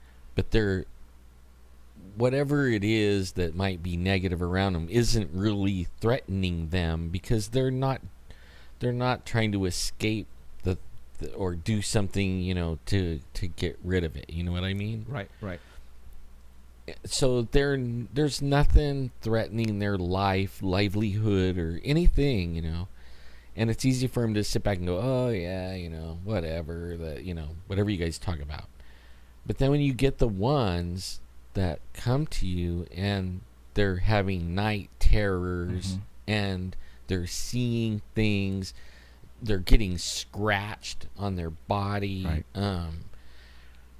And sometimes they're saying they're seeing relatives that passed away, and it never is, because as soon as you start to get rid of it, or as soon as they start questioning it, all of a sudden this relative gets mean and changes shape into something else. So it wasn't the relative to begin with; it was something else, just tricking them, trying to get their permission to stay. Right. And I mean, it really, I agree with you. It is so cool to help people set themselves free. Right. And I got another call coming home from Monster Truck on Friday night. Yes, I went to Monster Truck with my son. And it was a young kid out of Washington. Because I just mentioned Washington. And he said his dad brought home a Ouija board. But it was a toy that he got at Walmart. Right. Okay. He brought it home. It was pink. I think he said it was pink. Yeah, he brought it home. One, and then he said that Barbie one. Yeah. And then he said they used it, but nothing happened. And why he called me is beyond me, but he just wanted to know that what do I do? I don't know if he was asking is there why didn't it work? Or what should I do now? And I'm going, dude, first of all, you shouldn't even be playing with this. You're glad. I'm just glad that you're telling me nothing happened. I mean, he's and I don't know if they actually read the instructions on how to actually use it, but he said that the thing didn't move at all. It just stood there. It didn't move at all. So did they actually, meant to I don't know, but I told them they need to get rid of it. Okay, don't even use it again. And I really stressed this on him. I said, dude, you are so lucky that thing didn't work. All right, and I told him, I get calls. The majority of my calls from people with Ouija boards from years ago, when they're kids growing up, partying with their friends, smoking the doobie in the crack house, and all of a sudden they bring out the Ouija board and they start goofing around, and boom, they open something up. It's attached to them, and it goes home and it stays with them forever. Yeah. Okay, and then these people have just negative things happening to them all their lives. People dying, sickness, cancer, just negativity, just through the roof. And I tell him, dude, it's because and I tell him, dude, did you goof with a Ouija board when you were young? Silence. And he goes, yeah. I'm like, dude. I mean, you could tell when somebody is just letting you have it with all the negativity in their life. And then I go, stop. I go, did you play with the Ouija board when you were young, and then just complete silence. You can hear a pin drop, and then it's like his voice, the person's voice is shaking. Yeah, I did. I'm all, damn, dude. So, and at that time, I turned him over to Heidi. Yeah, also, we know a whole bunch of people like empaths. They call themselves empaths and psychics and different things like that. And then they go and try to help people for pay. Okay? Right. Like what Heidi was saying, you know, they get paid to go do this thing. And usually those people are the sickest. And I don't mean like sick in the mind. I mean, they are always sick. There is always something going on, drama. I mean, they have like... Yeah, I mean, it's always constant. And you know why? Because they're the things attached to them. They bring it home with them. Oh my God! Does everybody? Does that sound like somebody that we know? I mean, she's not listening right now. I know she's not. But you know, we're trying to help her. But I know not. some. I mean, they're all over the United States and Canada and all around. I have lots of friends, and they probably don't like what I'm saying, and I'm sorry, you know. But I mean, there's a reason you're constantly sick and depressed, right? And why Think about it. Negative every time they turn around, it's bad. But I can tell you about it. It's totally different for me in my world, right? Everything's going great. I mean, don't get me wrong. These things try. But only when you know how to deal with it and get rid of it, it ain't nothing but a thing. And everything's going really good in my life. I'm having fun. I'm enjoying myself, and I can get rid of this stuff and continue on. And it doesn't get me, you know. Right. But I mean, the only thing, like, my wife will say, well, what about your leg? You know, you're already messed up. There's probably a reason for that. It's probably because I'm talking about what I'm talking about, and it tried to take me out once. Right. You know, that's probably the reason. But, you know, I feel for those people because I'm not sick every day and throwing up, and, you know, I'm not seeing the doctor all the time for something new. It's just a weird thing that follows these people. Right. And well, there's a reason that they're following you. and you know, if you need help, hopefully Heidi can help you out, or Alan can help you out, and I can send you to the right direction. So, okay. All right. James is almost here. You know, last week and the week before, we were talking about all kinds of stuff. I mean, we went on a ramble. I mean, it's just... we started talking about everything. And it was the Royal Ramble. Oh, my God. So, you know, I was telling you guys about, you know, the statue of the long legs and you know, where I got it, and the garage that, on the side of the garage, that had the shelving with all those pictures. Let me get my glasses on because I'm frickin'. Oh, yeah. All right. I wasn't lying. There you go. Okay. This is what we saw on the side of the garage, and there was quite a bit of them there. So I forgot. Again, you know, you know, when we talk about this stuff, it's out of the cuff. I mean, it's like, you know, we weren't planning on showing the ruins and talking about all this last week. It's just because we were on a roll. We wanted to tell you because it was so cool. And then I go back to my phone, and I'm going, holy smokes, I forgot I took this picture. So that's why I'm bringing it out now, because I'm showing you the photograph that I talked about last week. And it shows like 3 or 4 of those things. Yeah. Now, I don't have the book with me, but I have Stan Bitter's.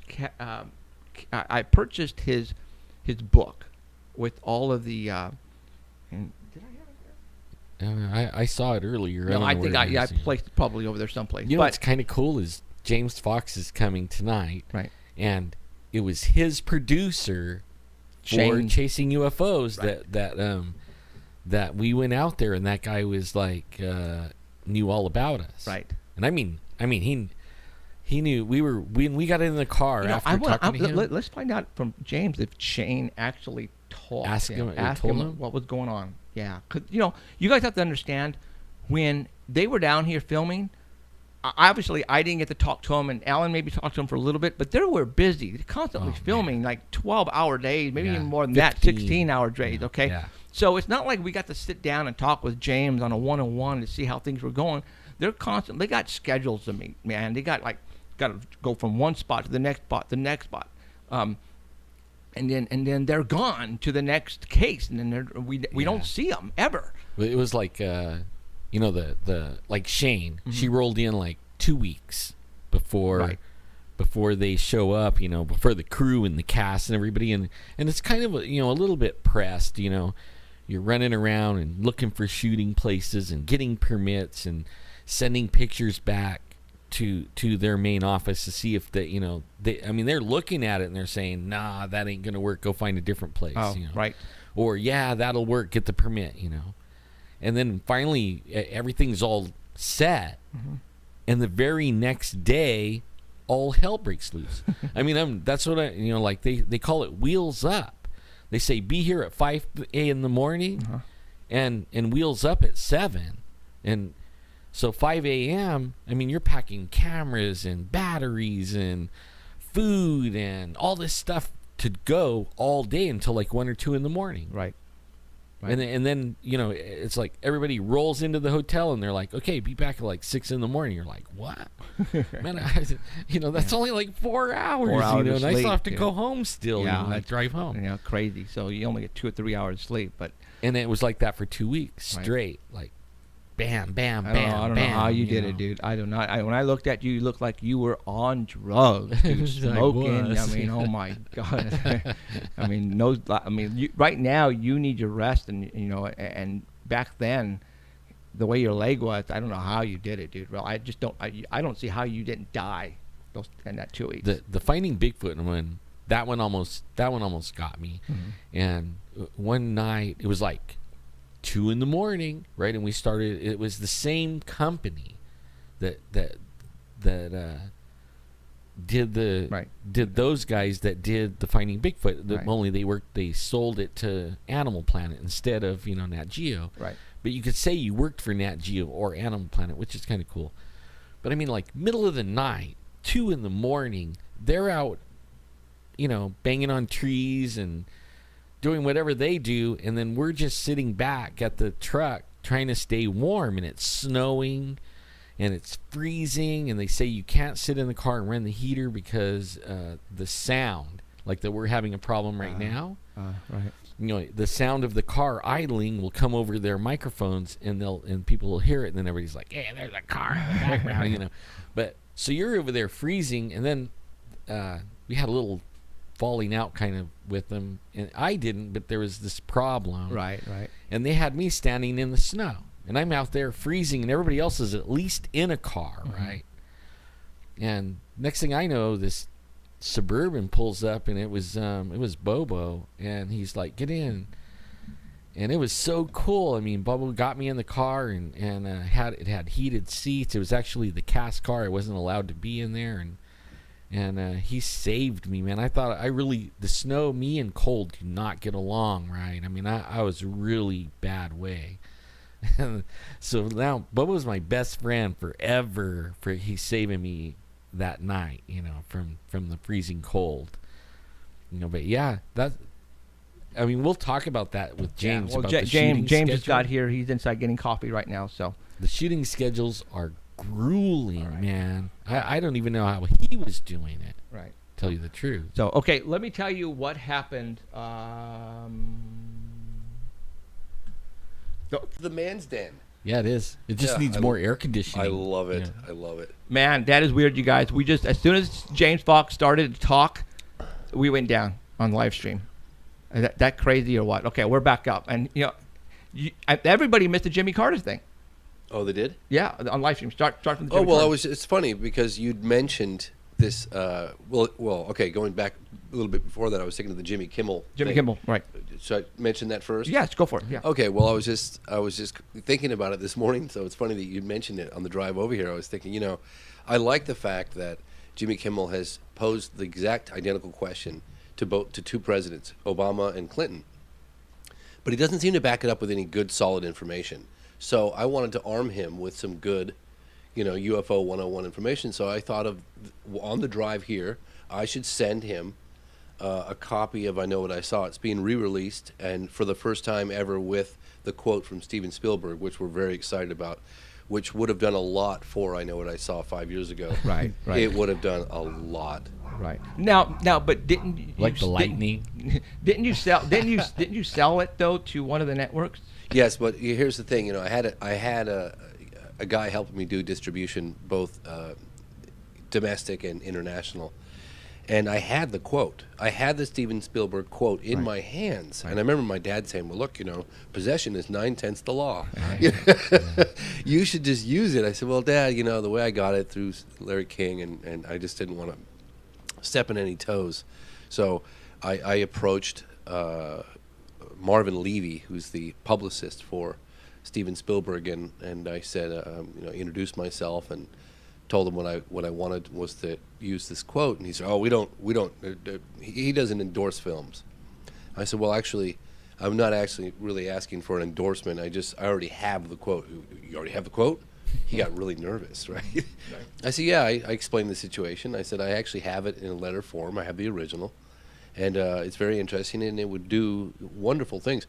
And you know, Mr. Spielberg is an advocate for government disclosure on whatever they know. He's dedicated lots of his movies, as we all know, to UFO-related themes. Yep. And done incredibly well with that. So as a proponent for disclosure and transparency and all this stuff, you'd think that he would say, yes, sure, absolutely. Here's this little guy, this little independent guy, myself scrambling to get the truth out. Right. And, you know, it doesn't cost him anything. And it's a good film. It's not like he's endorsing stuff that can't be backed up. It's good, solid. Right. Sure. Right. Yeah. Right. Not making outrageous claims. And they got really nervous, and he got back to me a day or two later, and he said, "We would really prefer you not to use that quote." And so, right, I think he said, "We prefer you not to do it." He was very strong-worded about it, and and then he said, "At this time," is what he said. At this time. So 5 years later, I contacted his office, about 5 years. And I said, I intend to go public with the letter, and if I don't hear from you, I'll assume that's a tacit yes. Right. So it's a go then. It's a go. Okay. And so I'm going public with the letter. I've announced it a couple of times, but I'm actually putting his quote on my film. And it was funny actually because the distributor said, "Well, that's a pretty big quote that's as high as it gets." I mean, hello, you got the proof. In the entertainment industry, right? He's like questioning me a little bit. So I sent him the letter, and he goes, "Oh wow, crap. You do have the goods." Actually, cha-ching. Yeah. Exactly. And he probably went, yeah. Exactly. Because he can use that. Oh my God! I saw all you have to mention is Steven Spielberg, James Fox, the name. Boom, it's gone. Oh, you're going to do well. I think so. I really hope so. And you know, I really feel that film deserves to do well. You know, I worked incredibly hard putting that film together. Right. I really did risk it all. Like they say, prepared to risk it all. And you know what? You're still risking it all. His first mistake turned out to be his last. Yeah. Oh my God! Now, No.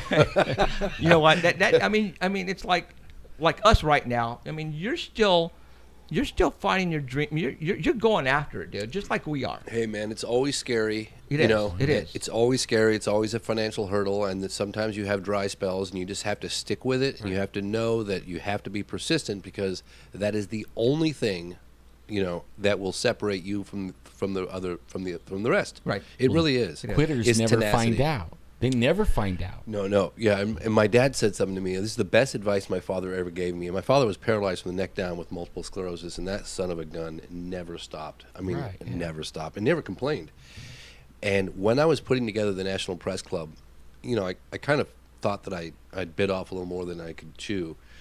And, excuse me, I was having panic attacks about, well, for your listeners out there, I put together this panel. It's in I Know What I Saw, of high-ranking military and government officials from 7 countries, and flew them into this National Press Club to have them testify as to the validity of UFOs and put pressure on the U.S. government, blah, blah, blah. But these are very expensive things, and I'm not a man of me. I mean, you know, I really am not. I come from very, very modest family, but I have big dreams, you know, and yeah.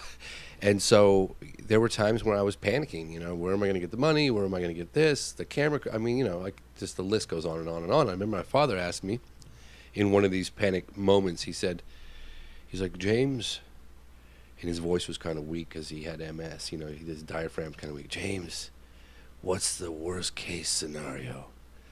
And I went, oh, this is going to happen. This guy's not going to show up, and I don't get the money for this, and the camera crew, and this, and then, oh my God, what happened? The media pulls out.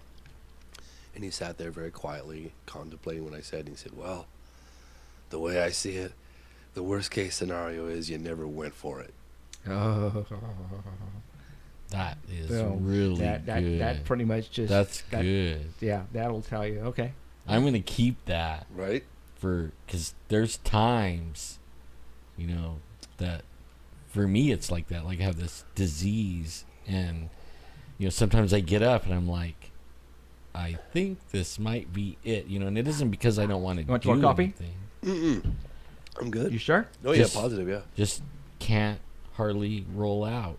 No wheels up today. But then once I get going, and and then I'm like, okay, this ain't gonna kick my butt. I will not let this own me. And it's like wheels up, and then off I go. My father was the same way. He got out of bed every single day, and people would say, "Why don't you just stay in bed?" He's like, "That's when you quit." Yeah, that's right. Yeah, It's and so over. He would, Absolutely. He would get up and he would take these things we called gorilla showers, and then we'd get him outside and put him under the garden hose, even in the dead of winter, and he took ice cold showers. No way. Yeah, and that really stimulated him. I mean, you jump into a cold pool of water, or you take a really cold. You ever tried taking a really cold shower? Yeah. Yeah. Yeah. So that wakes you up. I That's think like it would be like killing you. 10 and I'm like, 10 cups of coffee, right? But my dad took them every day, cold showers. Holy mackerel. And that just Could he even because of feel the- it, or because what? of his condition? Yeah, he just, because it really did wake him up, and Get it it? really got his brain firing. He just, and with multiple sclerosis, the hotter your body core temperature gets, the less movement, and the more you become like silly putty. You just, so yeah, he had cold suits that he would wear, designed by NASA, that were cool the body core temperature by a couple of degrees, and that would really help functionality with Whoa. yeah. Wow, that's cool. Wow. Okay. Yeah, literally and figuratively. Wow. Yeah, cool. Yeah.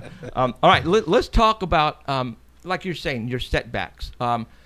Because what we do here, and there's a lot of other people who have shows similar to us, there are secrets the government have. That they don't want people to know what's really going on out there. All right. In your task, by putting out the 2 documentaries and now your feature film that we're going to talk about, what type of roadblocks are you getting that people are actually physically putting them there for you not to go to the next step? That's a really good question, because I contemplate these things quite often, and I don't want to sound paranoid, but there have been a series of occurrences that one could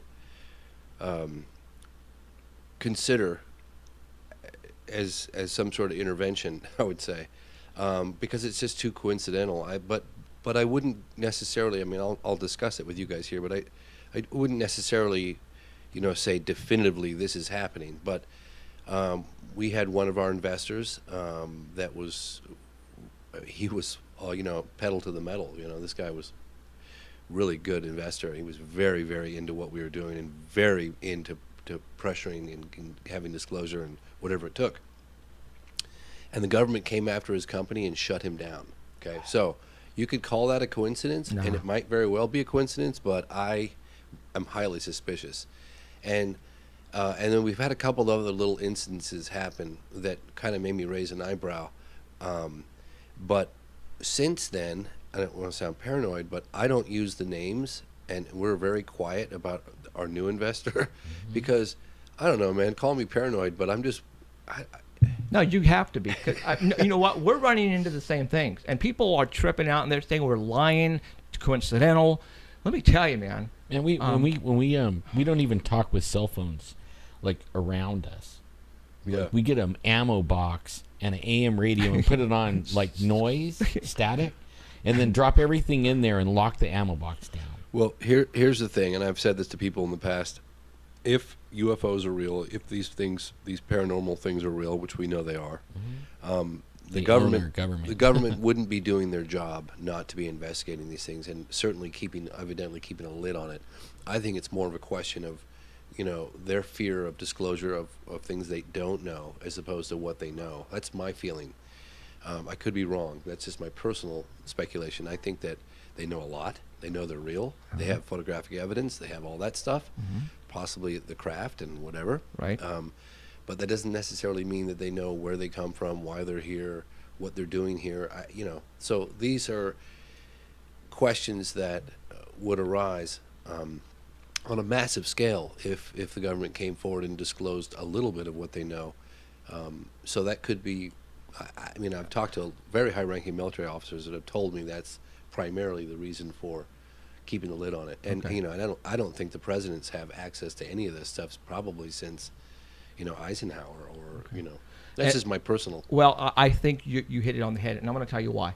I have the 24-hour hotline that I've had now going on 14 years. All right, it is, and I don't want to say coincidental, but when and for 5 years ago, we used to have UFO sightings off the freaking hook here in Fresno. It was Tuesdays, Wednesdays, and freaking Sunday nights. You can plan it, and the phone calls would come in on this thing, and people would tell me Southeast Fresno, whatever, and then surely after I hang up the phone, helicopters. Okay, I believe that they're, like you said, they don't know. They don't know when these things are going to appear, where they're at, and they are wanting people to let them know. And I think they're kind of listening in on us as well. This is really, let me just tell you something. You just triggered a memory of something that I really need to share here, and this is very interesting. I met with a physicist recently, and this guy oozes more credibility than, and he's just, if you think of one of the top physicists at a very reputable university in the state of California who's been an advocate for further scientific research into UFOs, then you could probably figure out who this guy is. But out of respect to the guy, I can't release his name. But he's getting on in years, and we met face to face recently. And he gave me some evidence that he's had over the years, and he said, I didn't want to die with this, but he said, you need to make me a promise. And I said, sure, what is that? He said, you have to promise me you'll never talk about this evidence, where it is, what it is, or any of this stuff over the telephone, over email, over texting, or anything. And I said, okay, well, why? What leads you to believe? He said, trust me, he said, whoever they are, they're listening, they're paying attention, they're scanning for this type of thing. And he gave me two examples, and I swear on my father's grave, I put my father in the ground 2 years ago, that this was said to me. He said, one was he was having some analysis work done at a lab, and two men in suits showed up and took the stuff. It's gone, okay? The other case that really alarmed him, which was fairly recently, his bank manager called and said that the bank vault had been opened. I swear to you, I'm not lying to you guys right now. His bank vault had been opened. The contents were emptied, okay? And the bank manager had no idea how this had happened. So he said to me, as protocol, do not talk about this, do not talk about the whereabouts, do not talk about, all of the above, face-to-face only. And so I made him that promise, and I've done just that. So nobody knows where any of this stuff is. So you have the evidence. I do. Question. Yes, I do. Yes. Is it killer? It's potentially pretty cool. Yeah. Yeah. Yeah. And what are you going to do with it? Exactly what he told me to do with it. Which is have it, analyzed yes, and taken care of. all that stuff. But we won't tell us until we're off of here and all cell phones are locked in a box. Yeah. I'm honestly, I'm not trying to. I don't think he's going to tell anybody. I'm not trying to sound paranoid, but this is the promise that I made him, and he's not the kind of guy who. He's a very solid, grounded, intellectual. With that in mind, scientist. now, with that evidence, sorry. There's so many other cases that I can tell you about. Oh my God! Evidence. Okay, I'm not going to talk. I'm not going to talk. Then you go ahead, continue. No, I was just going to say when I was in South America not too long ago doing the Varginha case,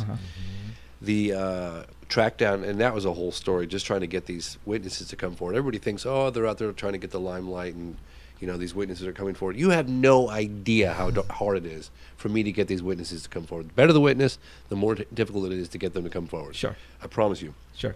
Same here. We can't get them. Oh my They gosh. won't even call in. Especially with military. real ones. The real ones. Thank you. Yes. So I got to these. I won't bore you with the details, but it took 3 trips to Brazil. I got to these primary witnesses. They were girls, I think 14, 16, and 21 at the time, during the actual sighting or the encounter. And I got to meet their mother. And the mother was this sweet, woman, salt of the earth, just, that whatever she's saying is absolute God's word, the truth. You know what I mean? There's not a shadow of doubt in anyone's mind when you listen to her speak. Right.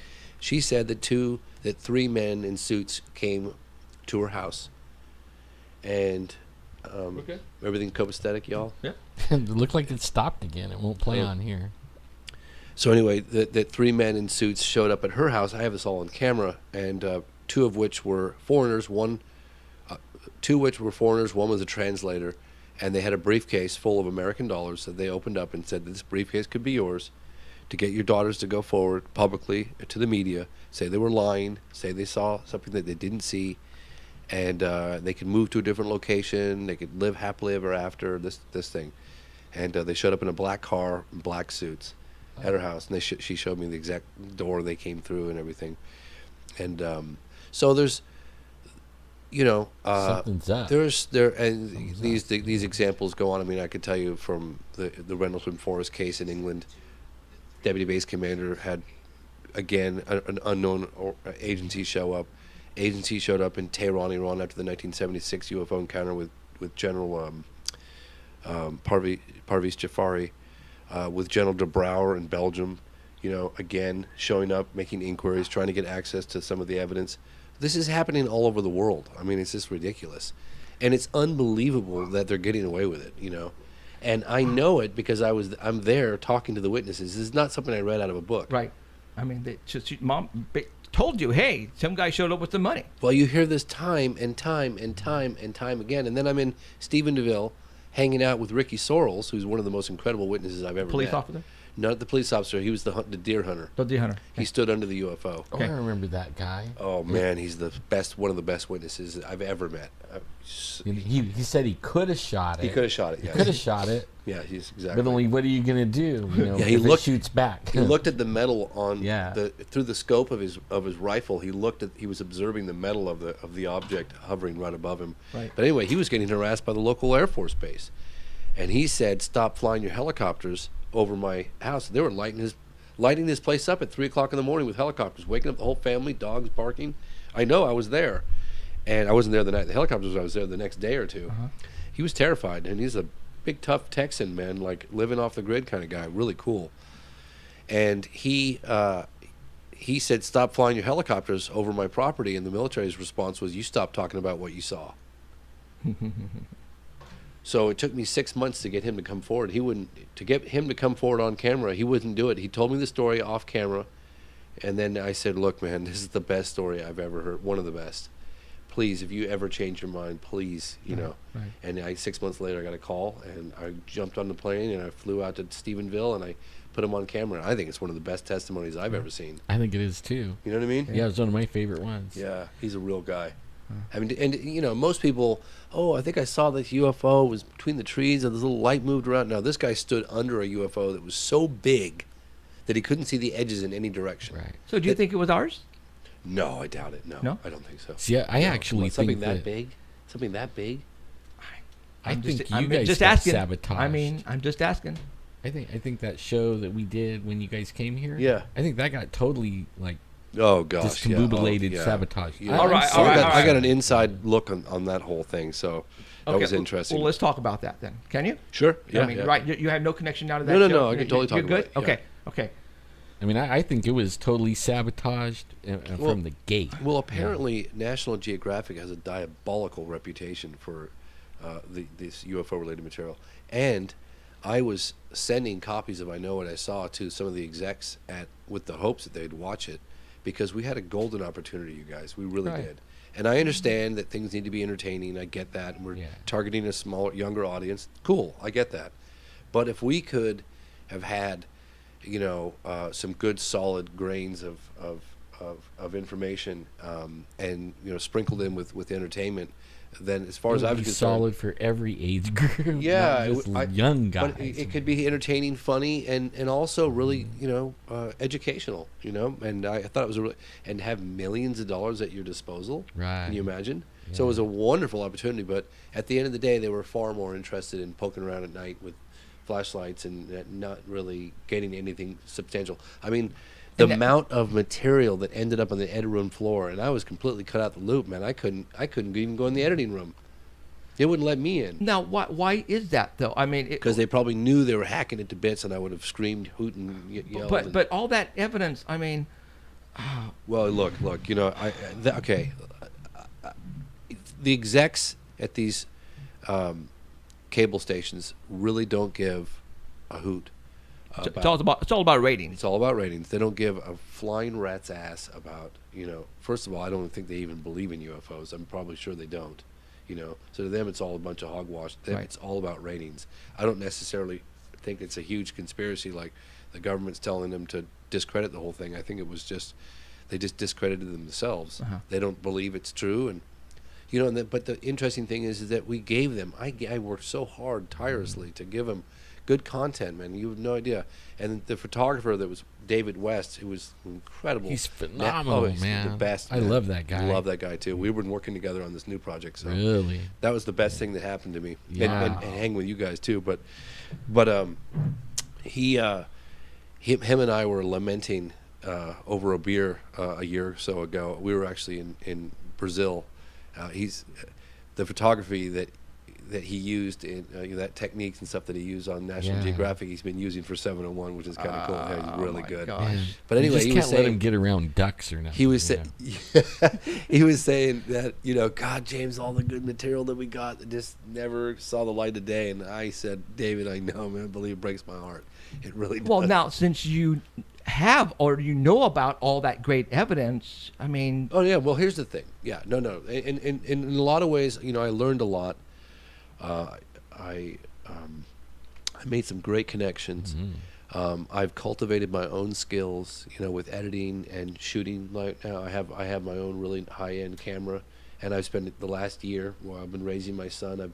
I've been practicing shooting commercials and shooting headshots and doing little PSAs because I've wanted to really learn how to use this new gear that I have. And working with this guy David West, who's a phenomenal cinematographer and videographer. I think he's like the most famous one in the world. Oh, he's amazing. I don't know if anyone ever saw that Ice Cube video. Today was a good day. Anybody hear that one? It's a really famous 1980s something. It came out, and it was before. Yeah. Anyway, so he shot it, or he shot it. did Yeah, he? yeah. It's called Today Amongst is a Good other- Day. I think it was like the late 80s or maybe early 90s. It's pretty big. But anyway, so we're bringing a lot of that which I have learned from my involvement with National Geographic, and also my establishing a good rapport with this incredibly proficient cameraman. You know what I mean? And integrating that into 701, because I feel like one of the limitations with I Know What I Saw, I know this is because I almost sold it to Lionsgate for I would have been a millionaire. Okay. Well, let's not even, because I'm not doing this to become a millionaire, but Right. it would have been nice, okay, because I'm doing it anyway. Right. But Lionsgate, the distribution for Lionsgate for I Know What I Saw would have been phenomenal. Can you imagine?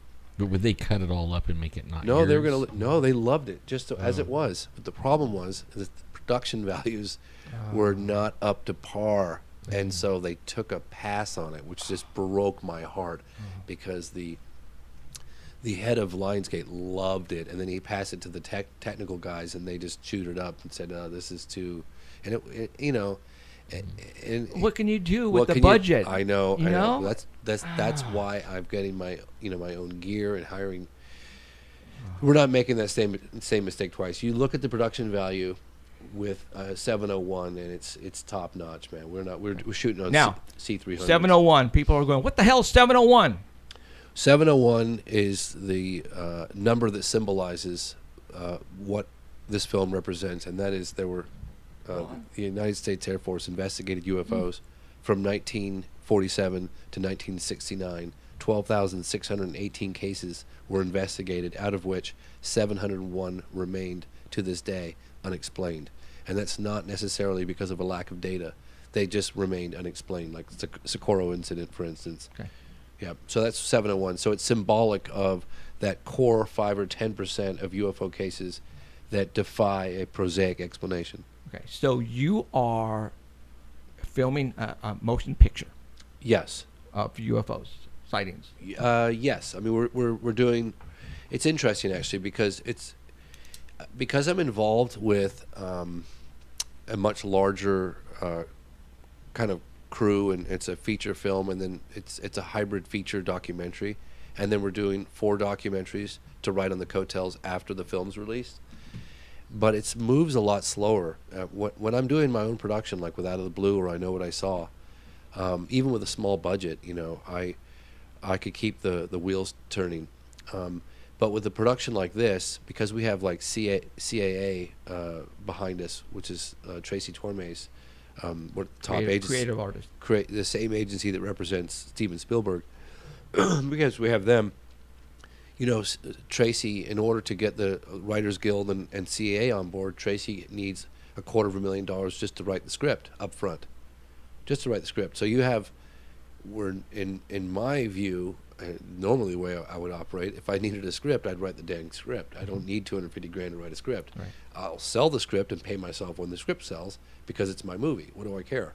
But to get the support of CA, which we really do need to have, and all this stuff, so we've had to raise, that's just not even including the lawyer's fees. That's just that, and then the additional research. So it's like before we've even shot the feature, we've gone through $1 million. It's like it's kind of crazy. Oh my God! But we're going for it. We're all in. So it's been tough. Like I said, our first primary investor, the government shut him down. They froze his bank accounts. I mean, it was incredible. Now I never spoke about it until now. Actually, but I'm not going to mention his name, by the way. Okay, that's cool. But I mean, his company, was it a reputable company? I mean, it's like, they closed a loophole for the type of organization that he had that's been going on for decades, and they just closed this loophole and shut him down overnight. Gone. Maybe you shouldn't be here. He had hundreds of employees and all this stuff. So, but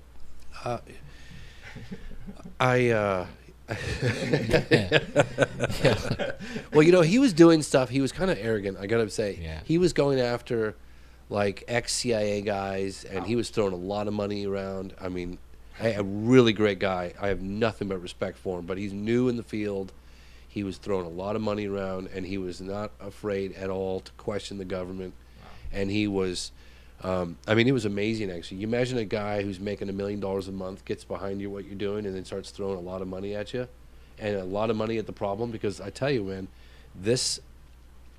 I'm quite confident that with 1/5 of the budget of the average feature film, we could educate the general public on a global level with what's really going on. And I think 701 is going to be a great film for that. I mean, Tracy Tormes is, I bow down to that. That guy is very, very smart, and he's been thinking about how to put this feature film together. And it's a very complicated, to fuse a documentary with a feature film, recreations and have a fictional character and things of that nature.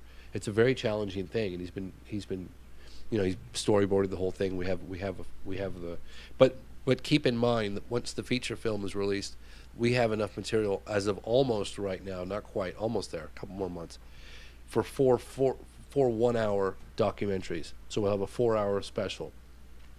Probably get the same narrator, or probably get the same, I don't know, I'm thinking about trying to get somebody really well known to host it. Now, so this is not going to theaters then? That will not go to theaters. The feature film will go to theaters. Oh, so this is a totally different project then? Same kind of concept, because, okay, so let's put it this way. Okay. 701, the film's probably going to be, 95 minutes? Maybe a little longer, Okay. maybe 10 something. but it can't tell everything. So No, you can't. And we're going to have, we're shooting recreations, and we're shooting real life recreations. Right. I mean, like cinematic, Cool. sweeping, on location. We want the viewer to be There. present as though they're experiencing the encounter. We want that kind of realism. And so, but we're also bringing in real testimony and real archive footage and real evidence in the film, which is Tracy's worked out. He feels quite confidently how he's going to do that. But out of all the stuff that we've gathered, I've got 16 terabytes right now of material that we've shot from all over the world. And from all the stuff that we've gathered, we've got enough material for at least a 4-hour special documentary series, right? Television series. So you think of a 4-hour, super high polished production, like I Know What I Saw, but really highly polished with really good content, and 4 hours of it. So we have enough. We almost have enough material now, not quite, but we're getting close. So we have 701 will come out, and hopefully people will be asking a lot of questions because everything will be accurate. There's nothing we're all on board with the production of 701. Is everything's going to be 100% accurate. The dates, the documents, the testimony, all that stuff, the recreations, 100% accurate, even at location. So people will be curious to know a lot more about what's been going on, and that's when the 4-hour special. And I'm actually going to be editing that 4-hour special rough cut version during the production of 701 as well. So hopefully there won't be a lot of rollout time between when both of them are rolled out, Wow. So that's our You're plan. Gonna hit hard, man. You're gonna hit hard. Yeah, so we've had a handshake deal with a new investor, and the check hasn't cleared yet. But when it does, but it's in phases. Like we get the script. The script will be done hopefully in the next 4 months, and then we'll be ready to shoot, and then shoot the recreations and all that stuff.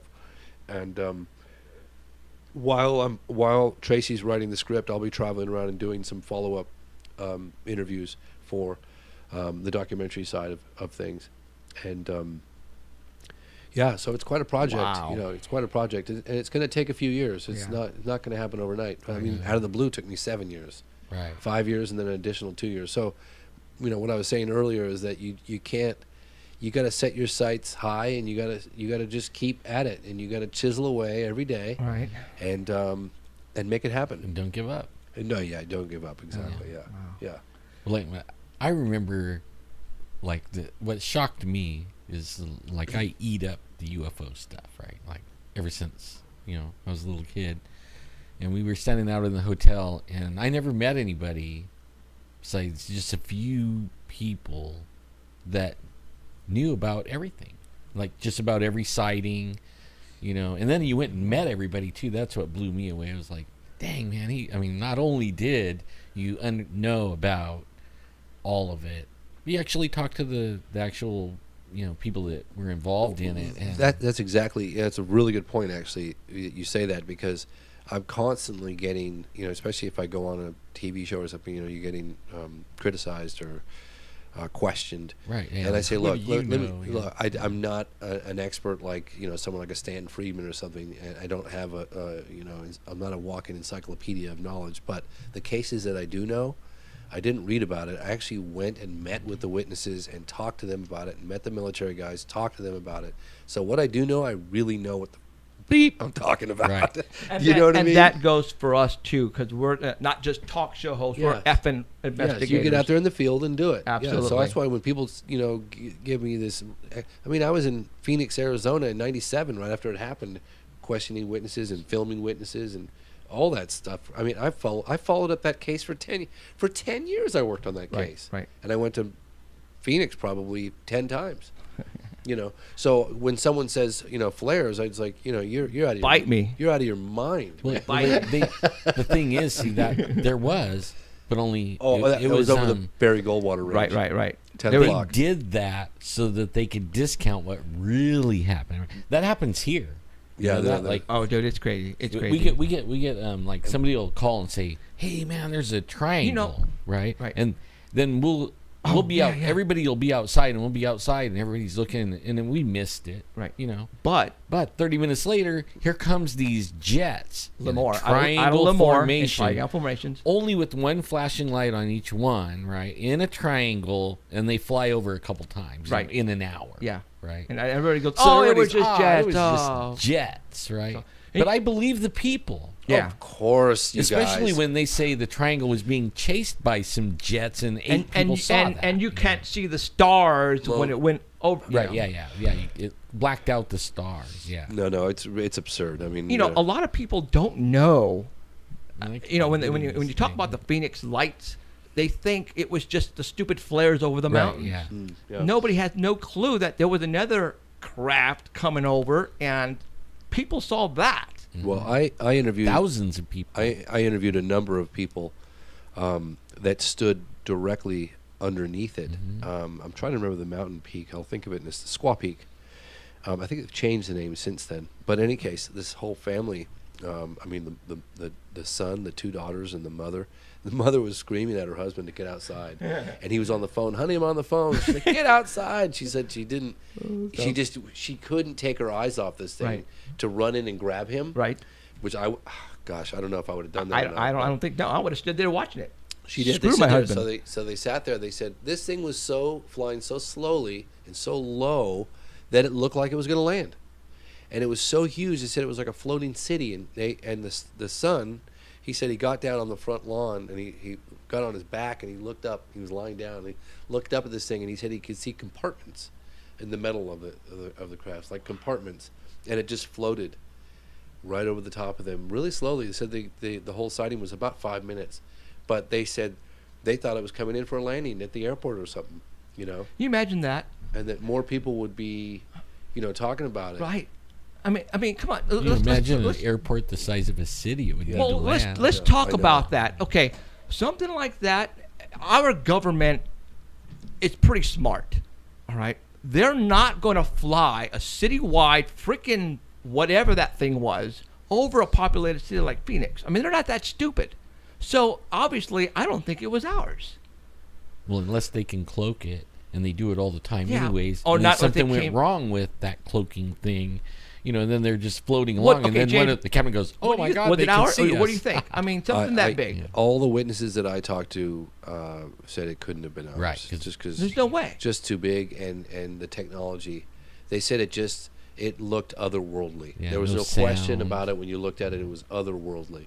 And I think it's really funny, actually. You're making me remember this interview I did with a guy named Trig Johnson. He was a pilot for, I think, at Northwest, I think. And he was a real good guy from Arizona. He's drives a big truck, cowboy boots, good old boy. And he's not the kind of he's a grounded pilot. He's pragmatic. He's not, one of these new age kind of, and he started to say something at the end of the interview, and then he said, "Oh, forget it," And I said, "Well, no, I want to hear it. What is it?" "Oh, I said something like this." I said, "What? What?" "Oh, Dad, I don't want to talk about it." You could tell he was having a really hard time, Spit it out. even though he experienced it himself. He knew, based on his own perception, on how people were going to react when he told them what happened. And I said, "Look, I won't. Just tell me what happened." He said that it conveyed that it's peaceful. We're here. It's peaceful. Like, we're not here to harm you. Really? Yeah, that's what he told me. Yeah, you would think that how many have been seen all over the world? For how long now? Well, I mean, if they wanted to, they could have obliviated us anytime they wanted. yeah. What are they doing here? What's the purpose? I mean, obviously, I think they've been here a long there's time. got to be more than one type Mm. that are here. Are they working with our government or they're not? Well, here's the thing. Or they're running our government, What's- scaring the crap out all right, of them, what's- saying, "You just keep quiet, boy." What's no. what's in it? What's in it for them to work with our government? I just don't buy that. I don't believe that. Okay. I No, just I don't. mean, I'm just telling you they my just thing. tell them, Yeah, don't tell anybody. well- and well- what is our government going to do? Well, we'll what obliterate does you. our government have to offer them? Jack Nothing. diddly squat, Yeah. right? So People. I think Well, they're going to do what they want no matter what anyway. Okay. So, and look, again, I have to state emphatically that this is speculation. It's informed speculation. Okay. But this is my own personal viewpoints because I've given this a lot of thought, and I've talked to enough, people in a position to have some idea of what's going on. Spit it out. Yeah. So, so perhaps perhaps you have they say A, B, C, or D, or all of the above. I'm thinking it could be interdimensional, interplanetary. It could be time travelers. It could be we're under some sort of observation. Why wouldn't it? Why couldn't it be all of the above? Perhaps that, they had a hand in us being here. I don't know. Maybe just say. That's where I wanted to go. Religion. Perhaps they've manipulated our genetics over the years. I'm not saying that's true. I just say maybe. Perhaps we're under some sort of surveillance, some sort of observation. Perhaps they're just observing us. I asked this question to Apollo 14 astronaut Edgar Mitchell, the sixth man on the moon. I said, why don't they land and overtly make contact? And he said, James, if we traveled to a foreign planet, don't you think that we wouldn't just land in downtown? We would sit back and observe and just study them See what first, they're like. at least study them first, just to kind of see. For how long? I don't know. I'm just saying. I don't know. And but we're very warlike. I mean, we have a very hostile attitude.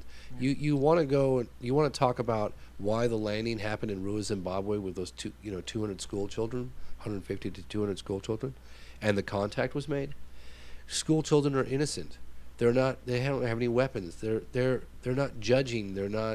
They weren't frightened. They were embraced these creatures, and there was a beautiful encounter.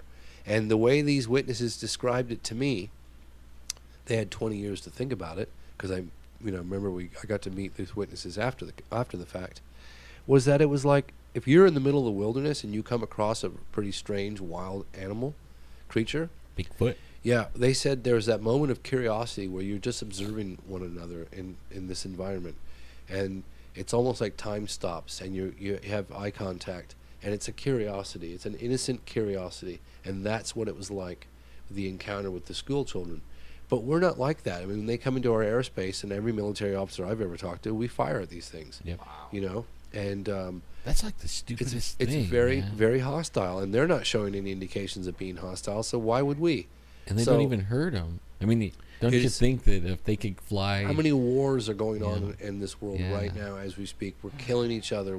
It's so I would imagine, as an outsider, I certainly would look down and think, A, why would I want to make contact with hostile people? And B, the times when even some of these things have come into our airspace, we've taken a very hostile position against them. And I'm not what do you think about abductions, like people that get abducted? Well, I think that Have you talked to a lot of abduction people? I've talked to a handful. I've never done any.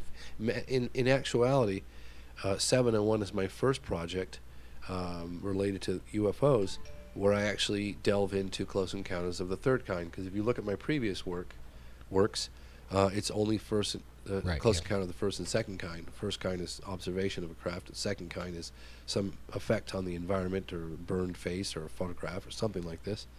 And of course, the third kind is when you have these were phrases, as you know, were coined by Dr. Hynek, who investigated these things for the Air Force for 22 years.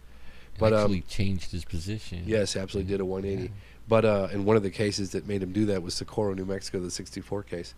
But this is the first project where I'm actually dealing with close encounters of the third kind. It's kind of a big deal for me. If you look, I don't know if you've noticed that or not. But I have. That's why I even asked the question, because I don't think I've ever asked you that or talked to you and nobody about that usually. before, Very few people do. But because I really felt like I needed to establish, conservatively, that hey, there's a physical phenomena. It's clearly under intelligent control, and the technology is light years advanced from anything we have here on Earth. So you through the process of elimination, can make up your own mind.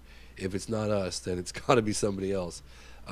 Then take it a step further, and I think we've established that pretty well with Out of the Blue, and I Know What I Saw. Well, if there's an intelligence behind there, then clearly there are occupants to these craft, and there are some very, very credible close encounters of the third kind that very credible, and I think there are some that are not as credible. Just that we're going to be dealing with 701 now. Could it be possible that my next production after 701 that I would consider entering into the alleged abduction phenomena? Yes, it is, and I would have to think very carefully on how I would address that, because it's a very slippery slope. And I've met some people that I truly and honestly, really wholeheartedly believe their stories and their accounts, and they're phenomenal. And I've actually spent time with Bud Hopkins and Dr. John Mack, and Bud Hopkins, excuse me, is a very, very credible researcher, very methodical, and he was doing experiments that blew my mind. I mean, one of the last times I hung out with Bud Hopkins, he was telling me about this the regression he would do with these alleged victims that would report what they see on the craft. There were symbols on the walls, and these symbols were almost identical from witnesses from all around the world, that he'd been conducting this experiment for at least a decade, maybe longer, I don't know. But he showed me the drawings, and it was just, I was gobsmacked. How on earth could they be recounting these very intricate symbols on these craft? And how there was so much resemblance, there's no way that it could have been a coincidence. So there was some pretty interesting findings. I don't know if he went public with that before he died or not, but so I guess what I'm trying to say is, no, I've never really extensively investigated, certainly not for any film projects, the abduction case, the alleged abduction cases, but I think that there are some very credible accounts. Travis Walton, the Allagash 4, the one that happened in I'll think of it. I think it was it Alabama, or I'll think of it in a second. But in any case, there are some very, very compelling accounts of abduction cases, and some of which, recurring. Right, yeah. I could bore your listeners to death, recounting stories that I've heard at public events where people come up to me and say, "Hey, I really want you to know that da da da da," and it's like, this person's articulate, intelligent, and sane, and grounded, and they're not trying to sell their story. They're telling the story you're going. They're telling me the story. I'm sitting there going, my gosh, this is amazing. And then you have someone like Dr. John Mack, who's a Harvard psychiatrist. That guy is like, wicked intelligent, and he's going to stick his neck out and risk his entire reputation at Harvard University for if there's nothing to any of it. Right. So, before one dismisses that, one has to at least review some of the more credible aspects of it. So I don't know whether did I answer your question? Yeah, pretty much. Yeah. So we're still going to get more stuff out of you, basically. Yeah. Well, I'm working on it. I mean, my goal is to. Don't stop. No, my goal is I've made it kind of a life's dedication. I feel like this is an incredibly significant story, and I think those who could suspend judgment and review the evidence would agree.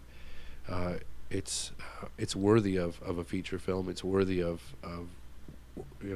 and one that's real. You know what I mean? Like not total dramatization. No, God, I'm not interested in doing that. Believe me. You could count on one hand, like that. That's the thing that bothers me about the whole thing. Like, unless you count cable shows, and then you don't even know what to think about that. But the credible shows where they're really trying to do, put the stuff out there for you, and they're good.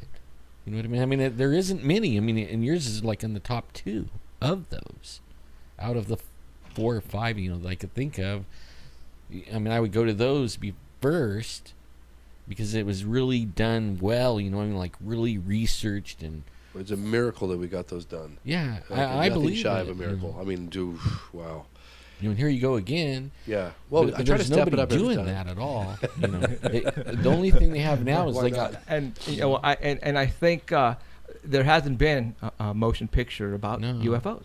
Yeah. Well, there was a piece. There was one, and everybody thinks it's real. It's like the Close Encounters. Oh, Close. Well, here's the thing. This is interesting that you say that. I I managed to. Okay, I was on Larry King, and during a commercial break, I thought, my gosh, if I could say a little word. There's so many millions of viewers across the globe.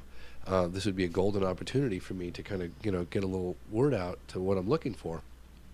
So I said at a commercial break, Mr. King, would you mind if I, plugged my project and what I'm trying to do? And no, he said that's fine. You can do that. I wanted to ask, So I said, hey, anybody out there has got some good footage, any information, please go to my website, blah, blah, blah. Oh, my God. Which is great. I got all kinds of stuff. But Yeah. and most of it was kind of out there, but there was some very good stuff. But I got this guy who sent me an interview that he shot professionally with Dr. Hynek in 1979. And so I've got this raw interview, which is like 2 hours long, or at least an hour. It's a great interview, fantastic interview. And it's Dr. Hynek. Wow. And it was shot in 79. And in it, Hynek says, well, if you don't mind me throwing my modest to the wind, or what did he say? Something like this, really kind of funny. He was tooting his own horn. He said that, a lot of the cases, including Dreyfus's burnt face, came directly out of Project Blue Book files. Those instances. The description of the beans. They even had, as you know, a cameo appearance of Dr. Hynek in Close Encounters. For those on the inside knew, that was Spielberg's kind of way of saying this. A lot of this is based on reality. You know what I mean? Right. And so the very person that was featured in the film and was a consultant to the production said that a lot of the cases, like the Close Encounter of the Second Kind with Richard Dreyfuss, when he puts his head out the window and his face gets burned on half side. Yeah, and like the Manu, officer. like Manu Apparano. Yes, yes, exactly. Oh God, that guy's such a good witness, right? Yeah, man, did you ever get in talk with his grandson? No, I don't. He's okay, right? He's still around? Yeah. Okay, good. Okay, phew, you Man, guys his scared me there for a grandson, second. No, Yeah. he's on. he's like 9 years old. 9 years He's old. probably a star child. He is. Oh my God, Dude. we're sitting there talking about advanced. Oh my God. Yeah, we're like rocket science stuff. Like And Yes. like I used to be able to read like 1,280 words a minute, and You did? yeah, and I read all the encyclopedias and all this stuff when I was You a did? kid. Yeah. You're kidding. No. he's a Did little you- he's a little brain fart. So like I was while you guys were shooting out there in Yeah. the Walnut Grove thing, Yeah. I'm talking to the grandson, No way. and he's telling me, they're telling me how smart he is and everything. So I threw out like some dimensional stuff, like how many dimensions is, Yeah. like circles, the Yeah. string theory and things like that, and I'm pretty versed in it, and he was answering me. At And 9 then years old. it got into a little bit of a fight, kind of You're like kidding. a little Yeah. bit of an argument, like who's going to be smarter than who. I mean, I blew him away. He's only 9, but I never met an adult ever. Who could hang? Yeah, I mean, I would have blew him off like in 2 seconds, like nothing, right? But only this kid, at the end, he even thought he won still. You're kidding. Now I was like, who, man, when he gets my age, I'm toast, right? I mean, because of the internet and all the stuff now that they have, that I'm toast, because he's going to know way more than me, because I'm a 50s kid. Or, I'm always super envious of people that have the ability to read something once and absorb it. I mean, I have to read something 100 times.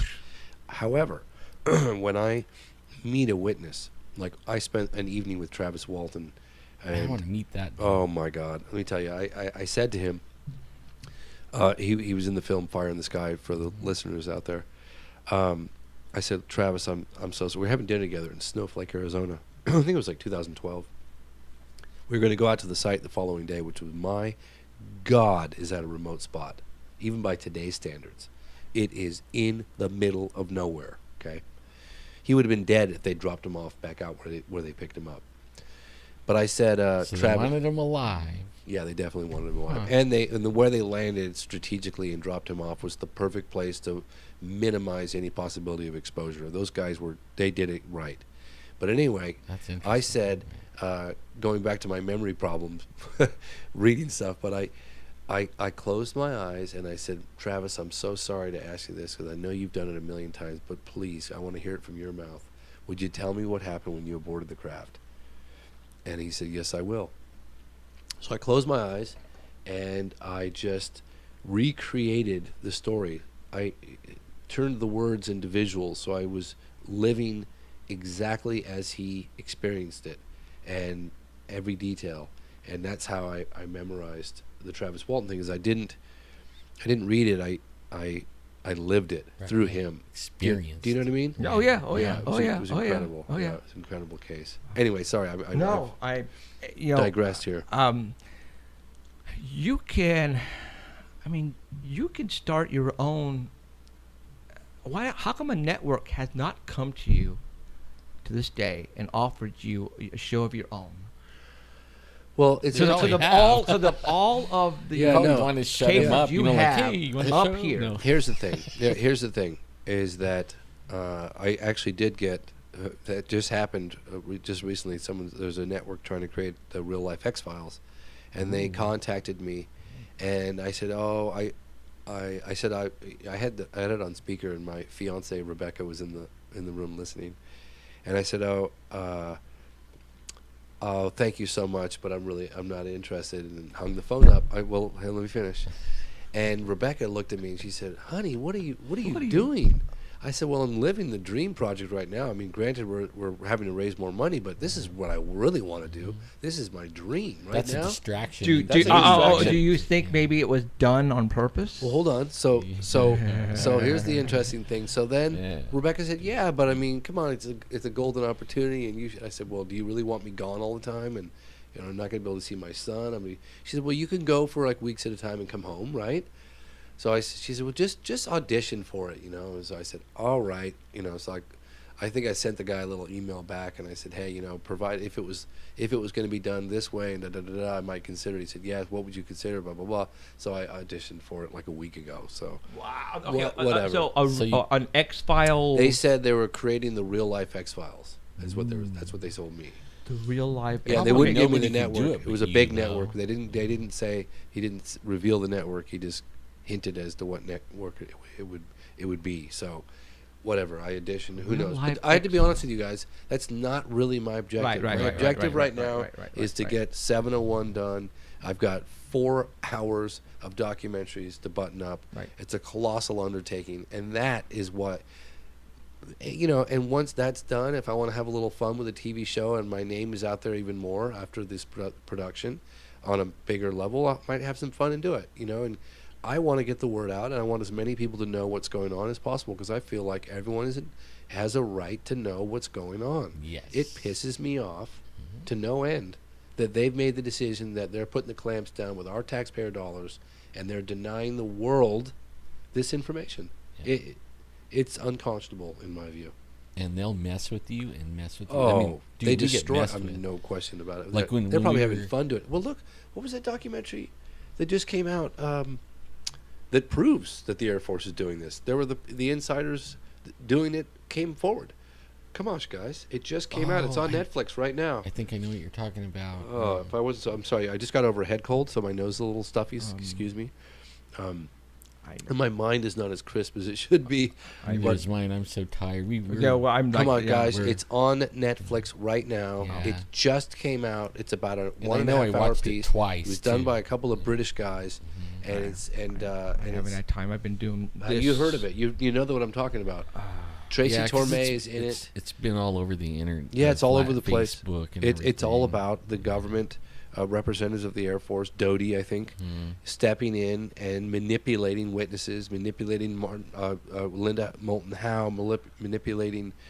There was that whole thing into question with Bob Emenegger.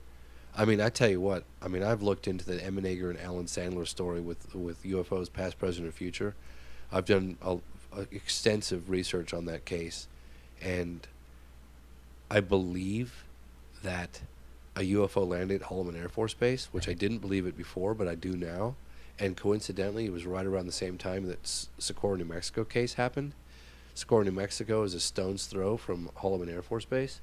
Ain't nothing for a UFO. Nothing at all. And it was right around that time. And then in process of, but anyway, but there's a lot of weird disinformation that was going on with the landing at Holloman. There was, cases made that President Eisenhower met with the aliens on the base, blah, blah, blah.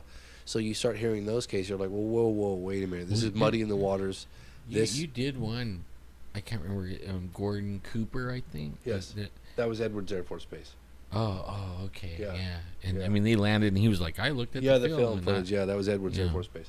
Yeah, well, you hear these stories. I mean, if they did land on a military base, of course they would have cameras.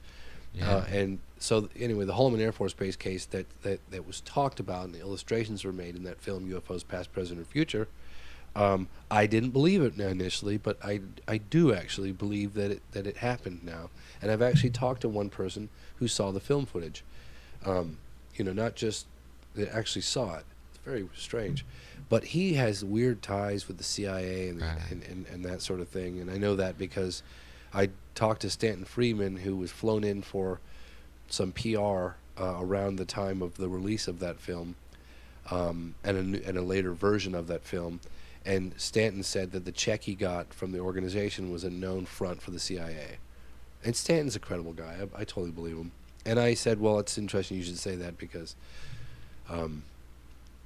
I got that feeling as well during my research into the case. So I guess what I'm digressing from your listeners, but what I am trying to say is that there's clearly agencies, nameless agencies, that go out and deliberately mislead, obfuscate the whole issue.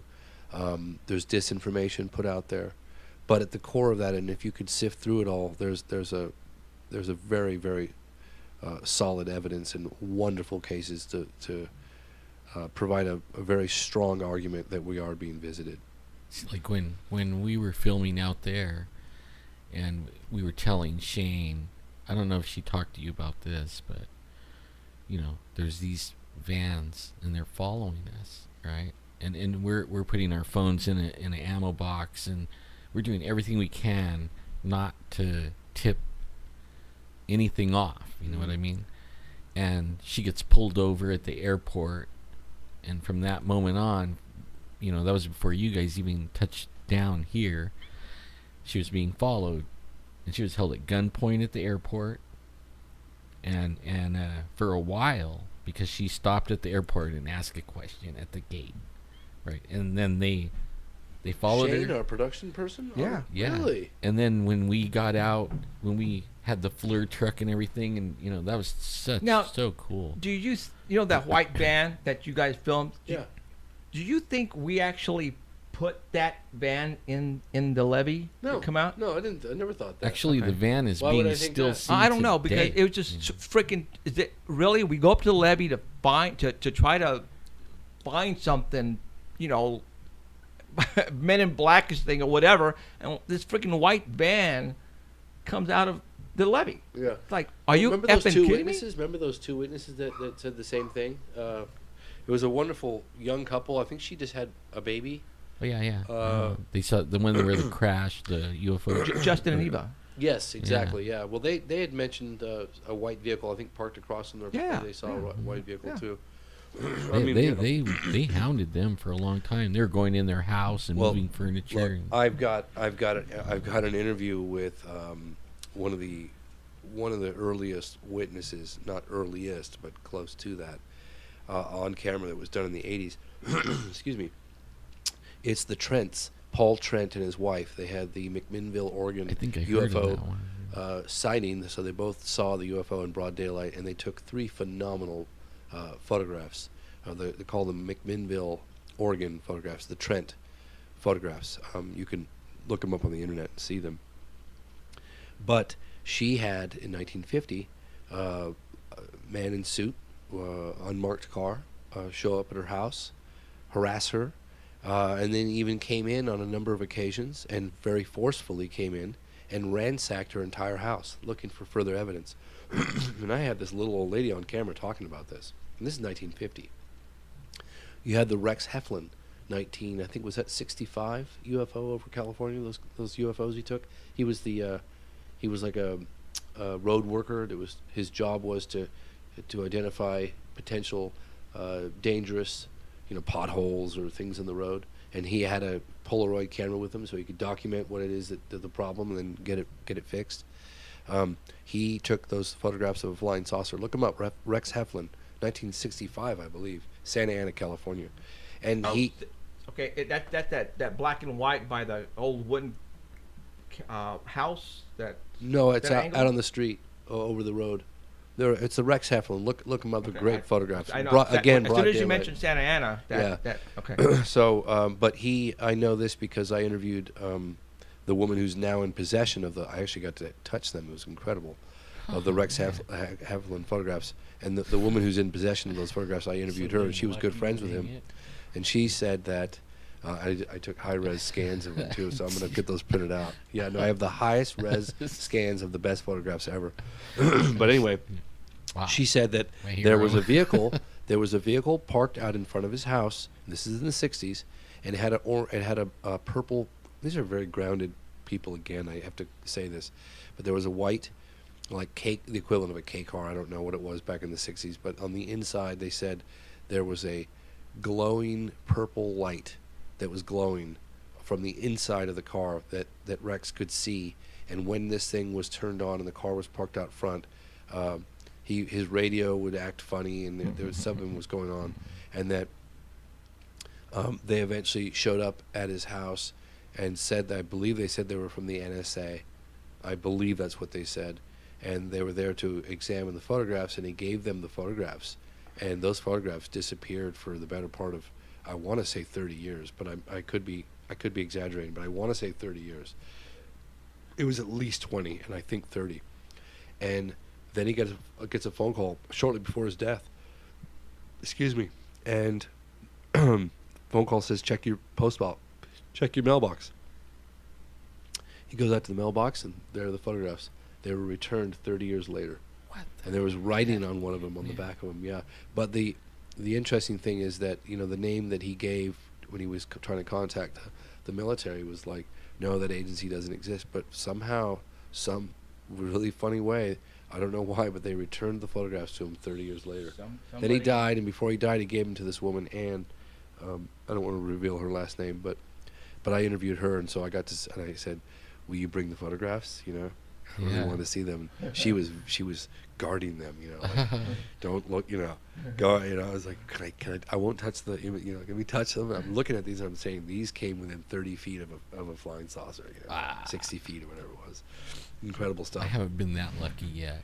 But anyway, so I keep hearing these very credible cases, very, very credible cases, where there's clearly some unknown agency globally that are doing everything they can to collect the evidence and messing with people and threatening in sometimes very forceful ways witnesses.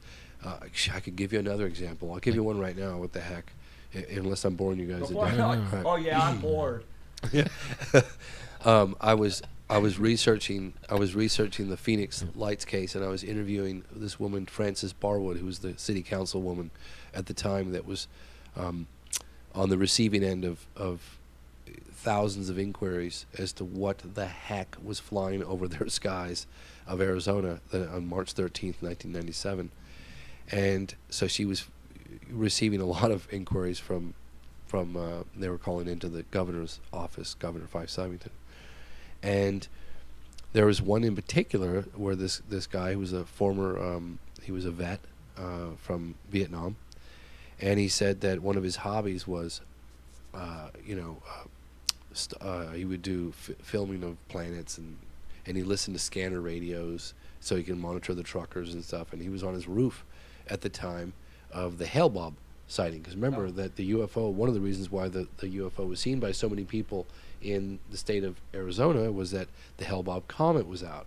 So people were out under the night sky trying to get a glimpse of the Hale-Bopp.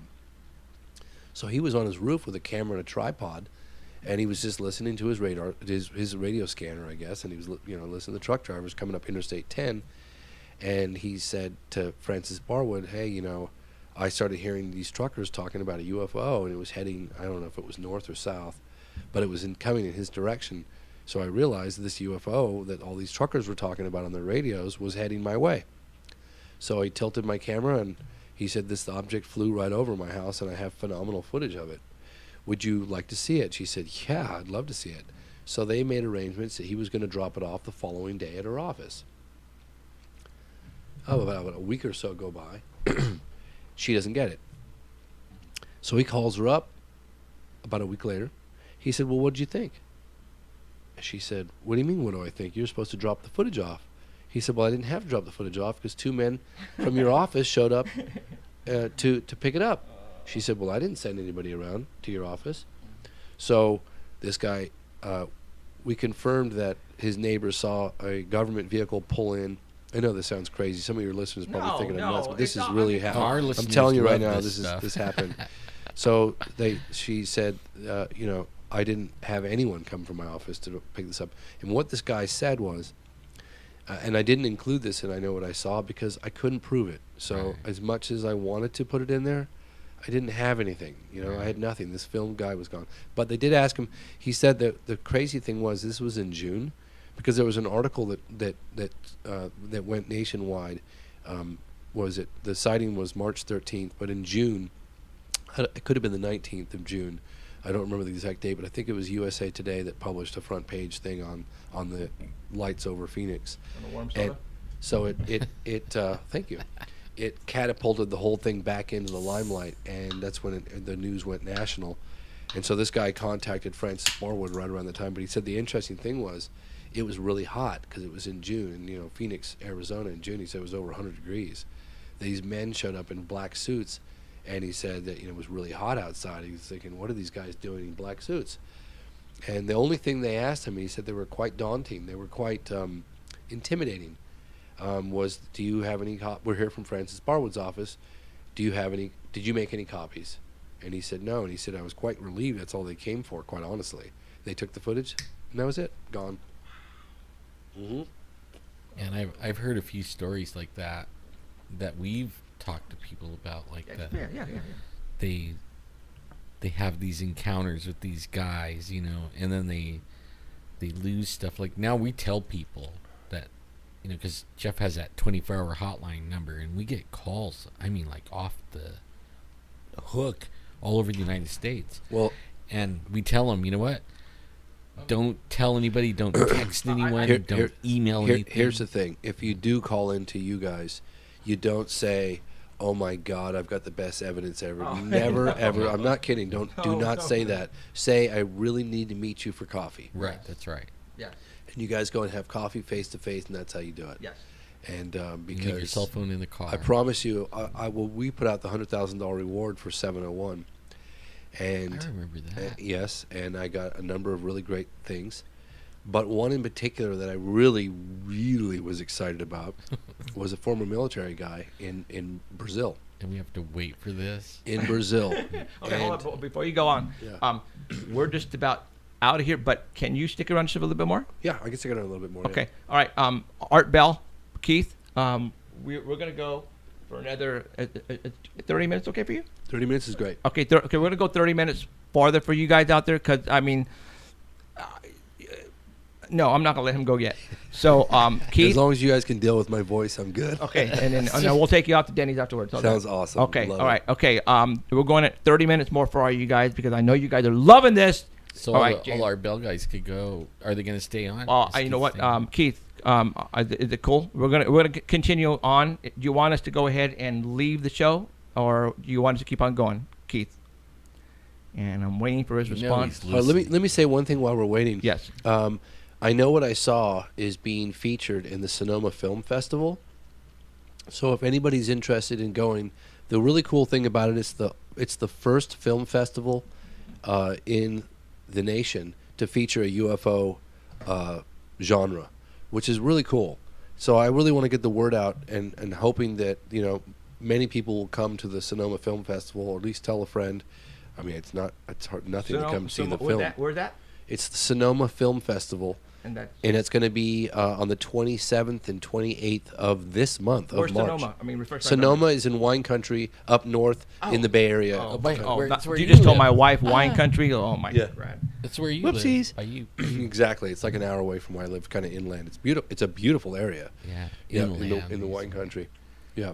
So that's going to be, and the cool thing is that excuse me, I'm going to do another. Thanks, Keith. I'm Thank gonna you, do Keith. another radio interview on Wednesday. Excuse me. While I'll mention this as well, I really like. It's been very difficult to get UFO related stuff in mainstream, as we all know. Yes. And to get into a film festival. I mean, I submitted all my UFO films in film festivals, and just been categorically just not happening. So this is kind of a big deal, and I really hope that people will show up and support it, because When is this again? it's the 27th, 28th. It's going to be on the 28th of March. My film's on the 28th of March. I'll send you the details. Maybe Okay. I'll give you a whole little blurb about it, and you could talk a little bit more about it. as it's coming up. Abso-freaking-lutely. Yeah, we will. Road trip. Yeah. Yeah. So, okay. Well, you know, like the reason that you even can get that in there, and why people are more open to it now. I mean, and it started from guys like you that started a long time ago, and you just kept digging and digging and digging and putting it out there. It really helps. I think it's really gonna help, and we'll know in the next 6 months or a year. Having I was talking to my distributor, and he said, "James, you have no idea. Having the Spielberg quote is like gold." Yeah. He goes, "I'm gonna get you into every single, what it really means to do that film. I know what I saw. I mean, even skeptics look at it and say, there's no way you can walk away from this film thing that they're not real. I mean, Right. Yeah. so it really just needs to get out there. It's always missed, in my view. It hasn't reached its potential. No, absolutely not. It hasn't. And I'm not talking about my son, but No, it feels like my son. No, your son's Oh so my cute. God, you guys need Yeah. you guys need to see a picture. Oh my actually. gosh, I love that little guy. Um, But I was telling your listeners a story, and it's we get contacted. We put the $100,000 reward out. This is before I had my meeting with this scientist that told me to keep my pie hole shut when it came to really good evidence, and I absolutely believe this now. Yeah. Is that you really can't talk about it in a public way, because if you really truly are sitting on something that potentially explosive, and if UFOs are real, and of course I know they are, then clearly there's some unknown agency out there monitoring this stuff, listening, especially we've been so doggone public about it. So anyway, I get contacted by this guy who's a former military in Brazil. And mind you, I'd just gotten back from Varginha. In that case, the Varginha case, 1996. That one's a Wow. bomb case, huh? Wow. That's good. And I didn't believe it. Look up Oh, Varginha, really? Brazil UFO encounter to the listeners out there. I didn't believe it. It took me 3 times going there, where I'm absolutely convinced it happened. Did So- you get to go to the place where it actually? Oh God, yeah. Oh yeah. All up in there. Yeah, I met all these witnesses. I was the guy that went to the town square, and and people thought I was nuts, but I said, I'm gonna find the sister of the soldier who died when he came in contact with the creature. Oh wow. And everyone's like, you've got a snowball's chance in hell. Well, that's all I need. But I went around to the square, because no one knew where she was, and I just started asking every single person I can see. And I had brought a translator. I was with going me. to say, how are you going to speak? Yeah, I had a translator with me, and I didn't care how old or how young. I'm going after.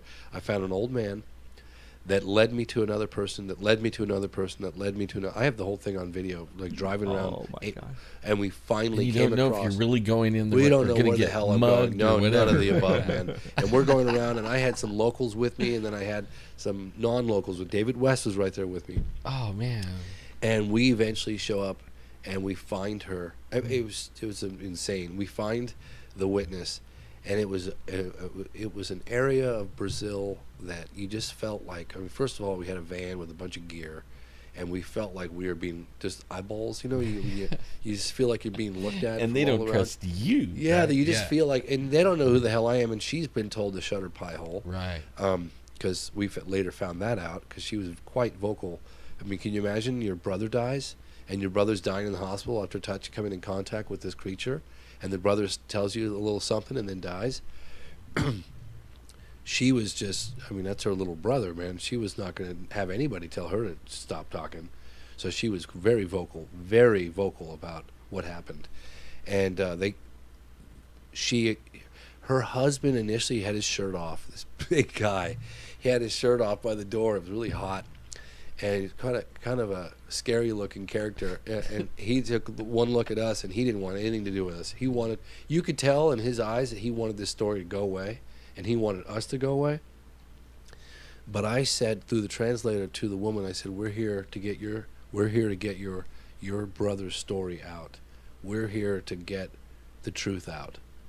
I'm an independent person. I'm not part of the main media, which really helps because they don't trust the media. But I said that to her because it felt like it's what I'm doing, but it felt like what I wanted to say. And she looked at me, and she could tell that I was real, and she granted me the interview against the will of her husband, who was kind of lingering in the background the whole time, just like kind of looking at us. I have that on video too. Kind of orbiting, exactly. Yeah, just kind of scary, you know. It was really weird. I tell you, when we got the interview on camera, I was expecting to, you know, a convoy of cops or something to pull us over and confiscate our camera gear. Kidding, we had all these tapes from all these interviews. I mean, we were uncovering in this little village a story that I tell you right now the military didn't want out. Yeah. I had proof of it. I mean, everyone I was talking to said they told us to shut our pie holes. So you knew damn well they knew we were there, right? You knew they knew we were there. Hell yeah. I was asking everybody. So I just had this feeling like, Jesus, excuse me, I was backing everything up. I was taking hard drives, sending them out back to the States. I was doing everything I possibly could. I was not going to lose this material, right? I mean, the effort I went through to get all that stuff. But so anyway, so when I came home, we put out the $100,000 reward. I get contacted by a former military person, and I knew that there were photographs of these beings were taken. I knew that there were photographs apparently taken on the operating table. We had some indication that was true, but I wanted to get my fingers on these things, and I actually got contacted by a military person claiming to have what we were looking for in Brazil. And so I sent one of my translators. I said, look, you got to go to this guy. This is really important, okay? Trust me on this one. Now, are they asking anything in return? I mean, you gotta sometimes. This guy was going to get $100,000 if he had. Oh! That's what you're talking about. Oh shit. Oh yeah. Oh, So- okay. Like he'll risk it, man. He'll find an island. Okay. Yeah. So Okay. So here's the thing. I also got contacted by some people that said, you know, I need $1 million to come with what I have. Right. Well, you know, if you want to be able to not disappear or something, I don't know. But in any case, so I sent my friend Marco to go follow up with this guy, and they had one conversation, and it sounded like this guy really did have the goods, and then the guy went off the radar, and we were unable to ever talk to him ever again. Just gone. Okay. So See that? I don't know if he got a visitor or if he got Yeah. a phone call or what happened. That But happens it's like, to why us. wouldn't this guy want his $100,000? Okay, so why is he all gung-ho? Because they gave him $200,000. Who knows? And there was another Or investigator. they said, you know, like if you want to be able to spend any money at all, you know, you will shut up right now. there was another guy in Brazil. Again, I'm talking to you from personal experience, not from a book I read. This is all stuff that I encountered while I was there. And again, I'm trying to remember this guy's name, and I will in a second, but I heard about him through a researcher called Marco Petit, Brazilian UFO researcher. But this guy actually happened, he's a lawyer, and he had a major interest in UFOs, and he happened to live in Varginha, Brazil, when the incident happened in '96. Dang. And he was going after very aggressively. He was going after the case and exposing the military's lies. And then he got a large sum of money. I know this because I talked to the locals, and all of a sudden he had a new car, and he was buying a new apartment, and then he did a complete 180, and he really severed ties with the locals when he did it, because even the girls that I talked to, the primary witnesses, knew he was full of doggy doo-doo.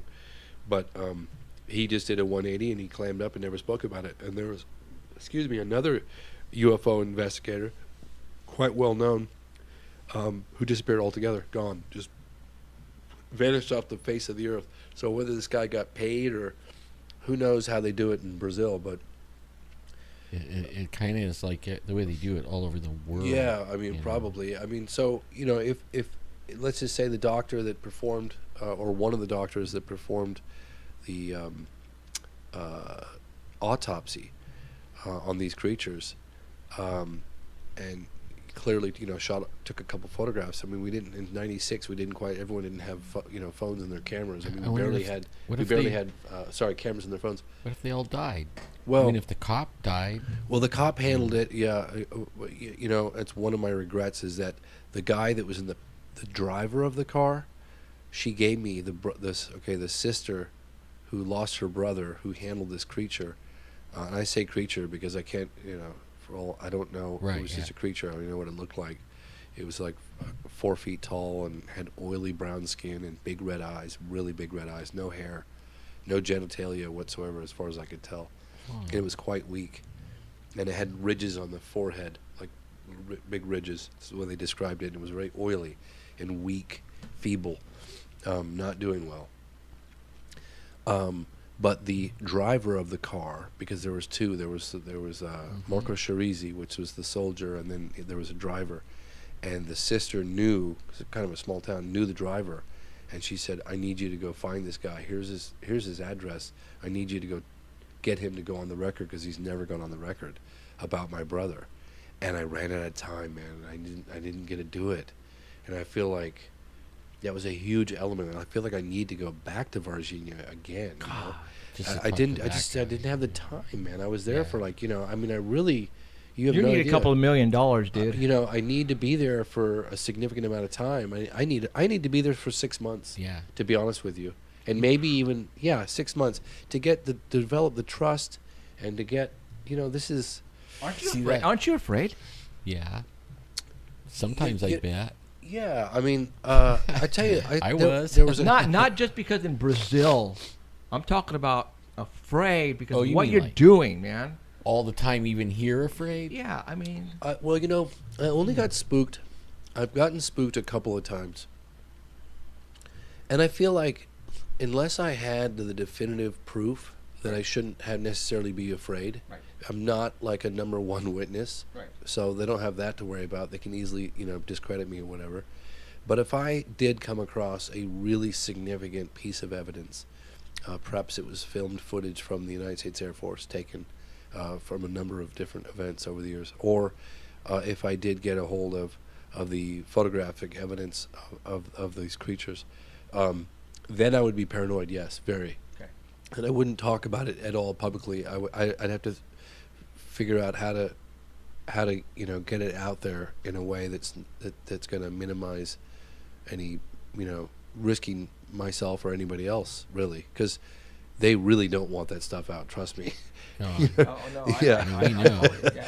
Those are the things they go after, and they go after very aggressively. So, we get blamed for being kind of paranoid. I mean, like, I You know. can prove it time and time again. Every case I've ever worked on, the better the evidence, the more intimidating. I mean, I've talked to, and at first you think, oh yeah, but then after a while you see a pattern, and you see a pattern all over the world. You're going, first of all, how is this agency able to be at a UFO incident in Peru the next day, or Tehran, or Belgium, or England, or wherever?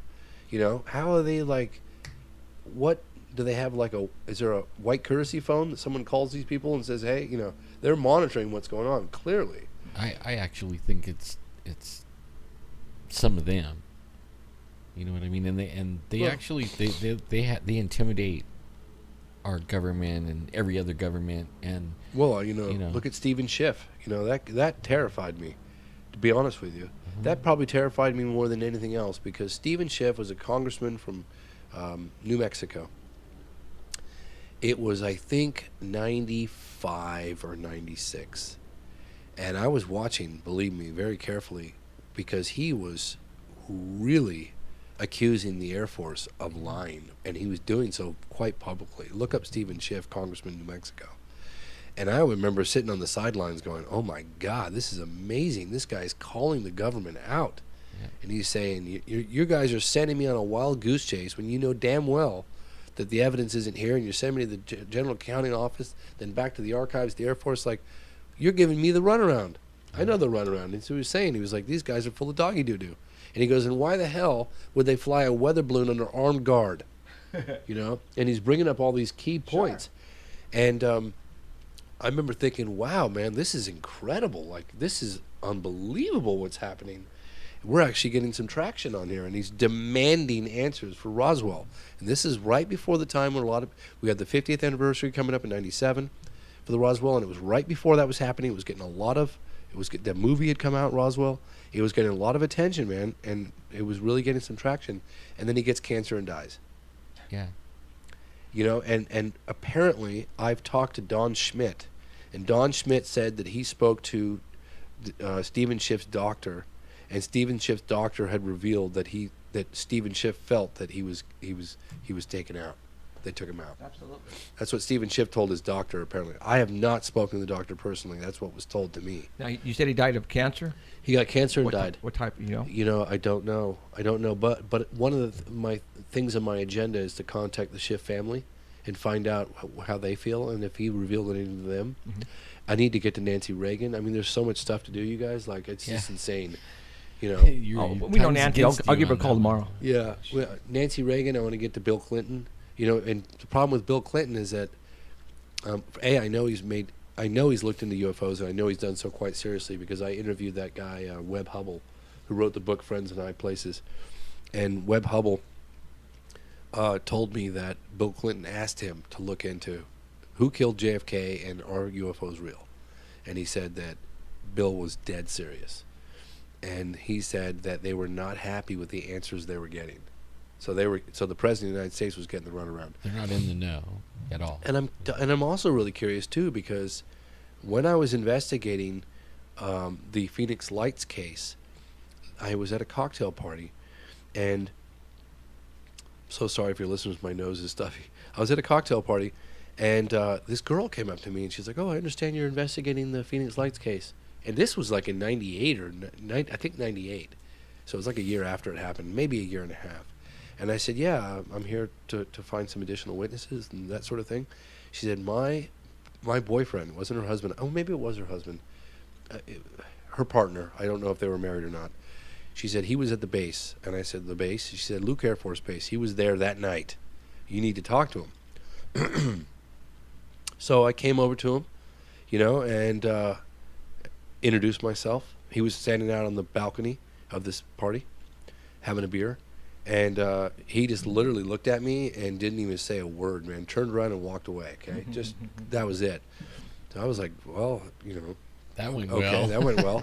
So about an hour later, I watched him. He didn't leave the party. He drank a few more drinks, and about an hour later, he walked up to me, and he said, I was there that night, and all I can tell you is that we went to DEFCON 3. And I said, and then he said, I can't talk any more than that. And he turned around and walked away. Or keep doing what you're doing, I think is what he went and said, that it happened. And then I tried to prod a bit more, and that was it. And he just turned around and he walked away. But he said we went to DEFCON 3, and I didn't at the time know what DEFCON 3 meant. And I looked it up, and apparently it's like if you're getting invaded. And in DEFCON 3, the President of the United States is automatically notified that's the protocol. And President Clinton was in Florida, apparently, and he said he sprained his ankle in golfing or something. But, you know, I guess the president would have been swept up and taken to some unknown place. I don't know. So there's a chance that Clinton was notified of the events that went down on March 13th of 1997. And I really feel like under the right circumstances, he might reveal more. He might reveal something. Who knows? Yeah, if he knows anything else besides what we know. Well, I mean, not with Hillary still in the limelight. You know, that's the only thing that's going to prevent him to do that. I know. Believe me, I know that. It's such a bummer, too, because when I met Fife Symington, who I established a great relationship with, who's the former governor of Arizona, and he actually saved Bill Clinton in a drowning incident back in college. And it's funny because he said, he said that Bill had gone swimming out off the coast in some pretty rough currents, and he had to jump in a rowboat. And he went out there and he said, well, it was pretty easy because Bill had long hair. I just reached down in the water and grabbed his long hair and threw him in the boat. Fast forward, how many years it was, Right. he was Governor Symington, who's a conservative Republican, and of course Clinton is a Democrat. Governor Symington was in some hot water over some financial numbers that he fudged to get some funds for some development project. So he was getting some heat, big heat, and he was given the second one of 2 presidential pardons. Nixon was given a presidential pardon, and Governor Symington was given a preemptive presidential pardon. Yeah, so he's good friends with Clinton, and he said, well, I can get to Clinton for you. But then he kept saying, no, his wife's running for president. He'll never do it now. Yeah, see, But he'd brought it up a couple of times. My allergy medicine's running out. And Really? Yeah. I'm sorry. I'm sorry if I'm congested here, guys, but No, it is what it is. I'm getting the same But way. it's with so interesting. allergies. There's just there are so many leads and so many things to talk about. Well, like for example, did you ever see that picture? Yeah, that's Lawrence Rockefeller. With His Clinton? next door neighbor is his daughter is my next door neighbor. Okay, well, with Clinton and then Clinton Yes. with the book. Yeah. Okay, yeah. Yeah. I mean, That they, was they have want to that- know. I have the briefing document. That was written by a guy at Open Minds. Doggone it! That briefing document is so cool. It's the UFO briefing document. It was Okay. put together. It was funded by Lawrence Rockefeller in like '93 or when was you would that? think That they was- would know. They got all the money in the world. They could buy their way into stuff. You know what? I tried to get his daughter to put some serious money behind our film project, and she's not. She's into it, but not that into it. Yeah. Yeah, we need. Sometimes they know something. That's why they don't. They're like, Well, if I do that, I'll be cut off. Well, her father was trying to get he was trying to get Clinton to do something. Remember? Yeah. Yeah. So I think Clinton knows a lot more than what he's willing to talk about. I Sure. think that he Same got. as Obama. You hear that? I don't know about Obama. I don't know. But I mean, he made it sound like a joke. Yeah. The way he was doing it, but. Yeah. So then it was like, it was just a joke. But really, he said a lot. Yeah, even though My question is, why did Jimmy say the exact same questions Yeah. to Clinton and to Obama? Like, was he told to do it? if you look at it, it's like verbatim. Yeah. It Okay. is, yeah. Okay. Because Word for word. he even says, if I were president, and that'll never happen, like if I became president, kind of jokingly, that will never happen. I've got too much dirt on me. Right. He's a funny guy, actually, and yeah, it's like totally verbatim, and you wonder about that. And as I was saying earlier in the program, I'm going to actually, as soon as the film comes out, I'm going to send it out to a few key people, and I was thinking to myself, well, who do I know that would know Kimmel? But I will get that out to him. So when he has his next sit down with the president, he can ask.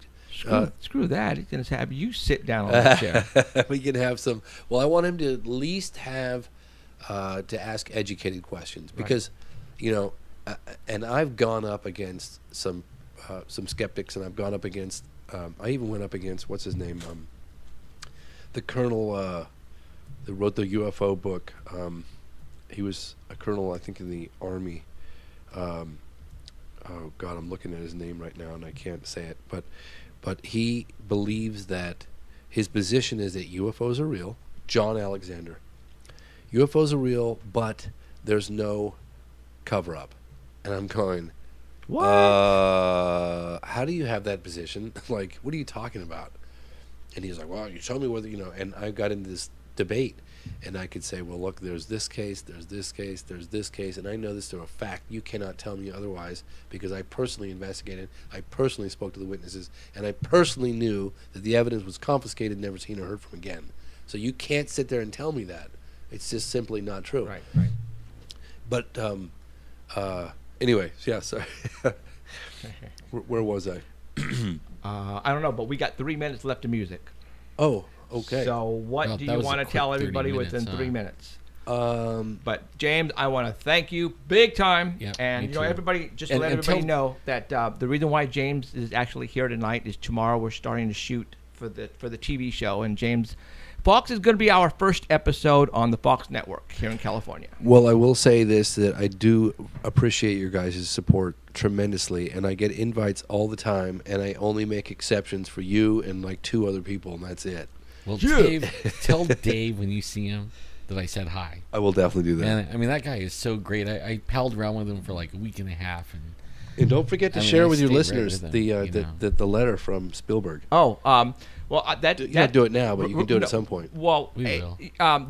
that's a TV show tomorrow. Okay, cool. No, that we're gonna do that on the TV show. Awesome. I'm saving that puppy. Good. I'm saving that for TV, baby. Don't forget about the Sonoma Film Festival, you guys. Oh, so okay, James is gonna send me all the information on that in a couple days, and next week I will let everybody know about that. God, I hope Cheryl doesn't we'll have be anything having to it do. posted on our websites and Yeah, stuff, big and time. Facebook. It'll be fun to see I Know What I Saw on the big screen. Are you Yes, going? It will. Oh, heck yeah, I'm going. Oh, James It's is on- going, it's- guys. It's on Paranormal TV right now. Oh, it is? Yeah. Oh, cool. It's like on the Roku or something like that. Oh, wow. James okay. is going Cool. to the It's on Sonoma YouTube. Film Festival. YouTube, too. Yeah, YouTube too. Yeah. I think it's coming up to 500,000 views already. Yeah. Dang. Isn't that cool? 1 I minute know, to music. don't you wish you would have posted it? You know, I wouldn't get that many views if I did. But, yeah. Neither would I. Yeah, I know. All right, you guys, we're just about out of here. I want to thank James Fox for coming in, driving all the way from San Francisco. We're going to go to Denny's now.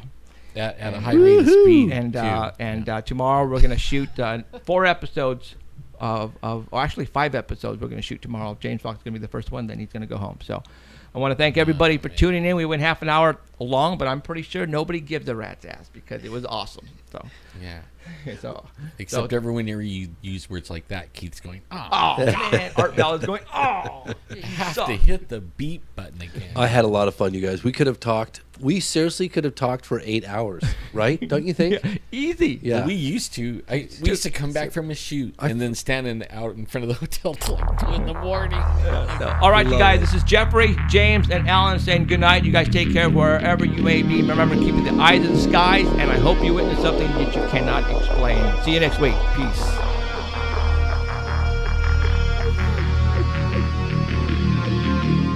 You have been listening to Paranormal Central with Jeffrey Gonzalez and Alan Thomas, broadcasting worldwide at paranormalcentral.net and on artbell.com. Stay tuned for next time. Remember to keep your eyes to the skies, and we hope you witness something you cannot explain. Looking for you, you're looking for me. We have to decide what it will be. Can it be true? Can I believe the unexplained?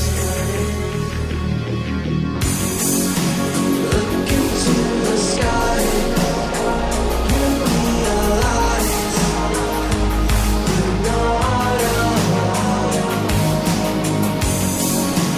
Open your eyes, you can find the trail that comes from.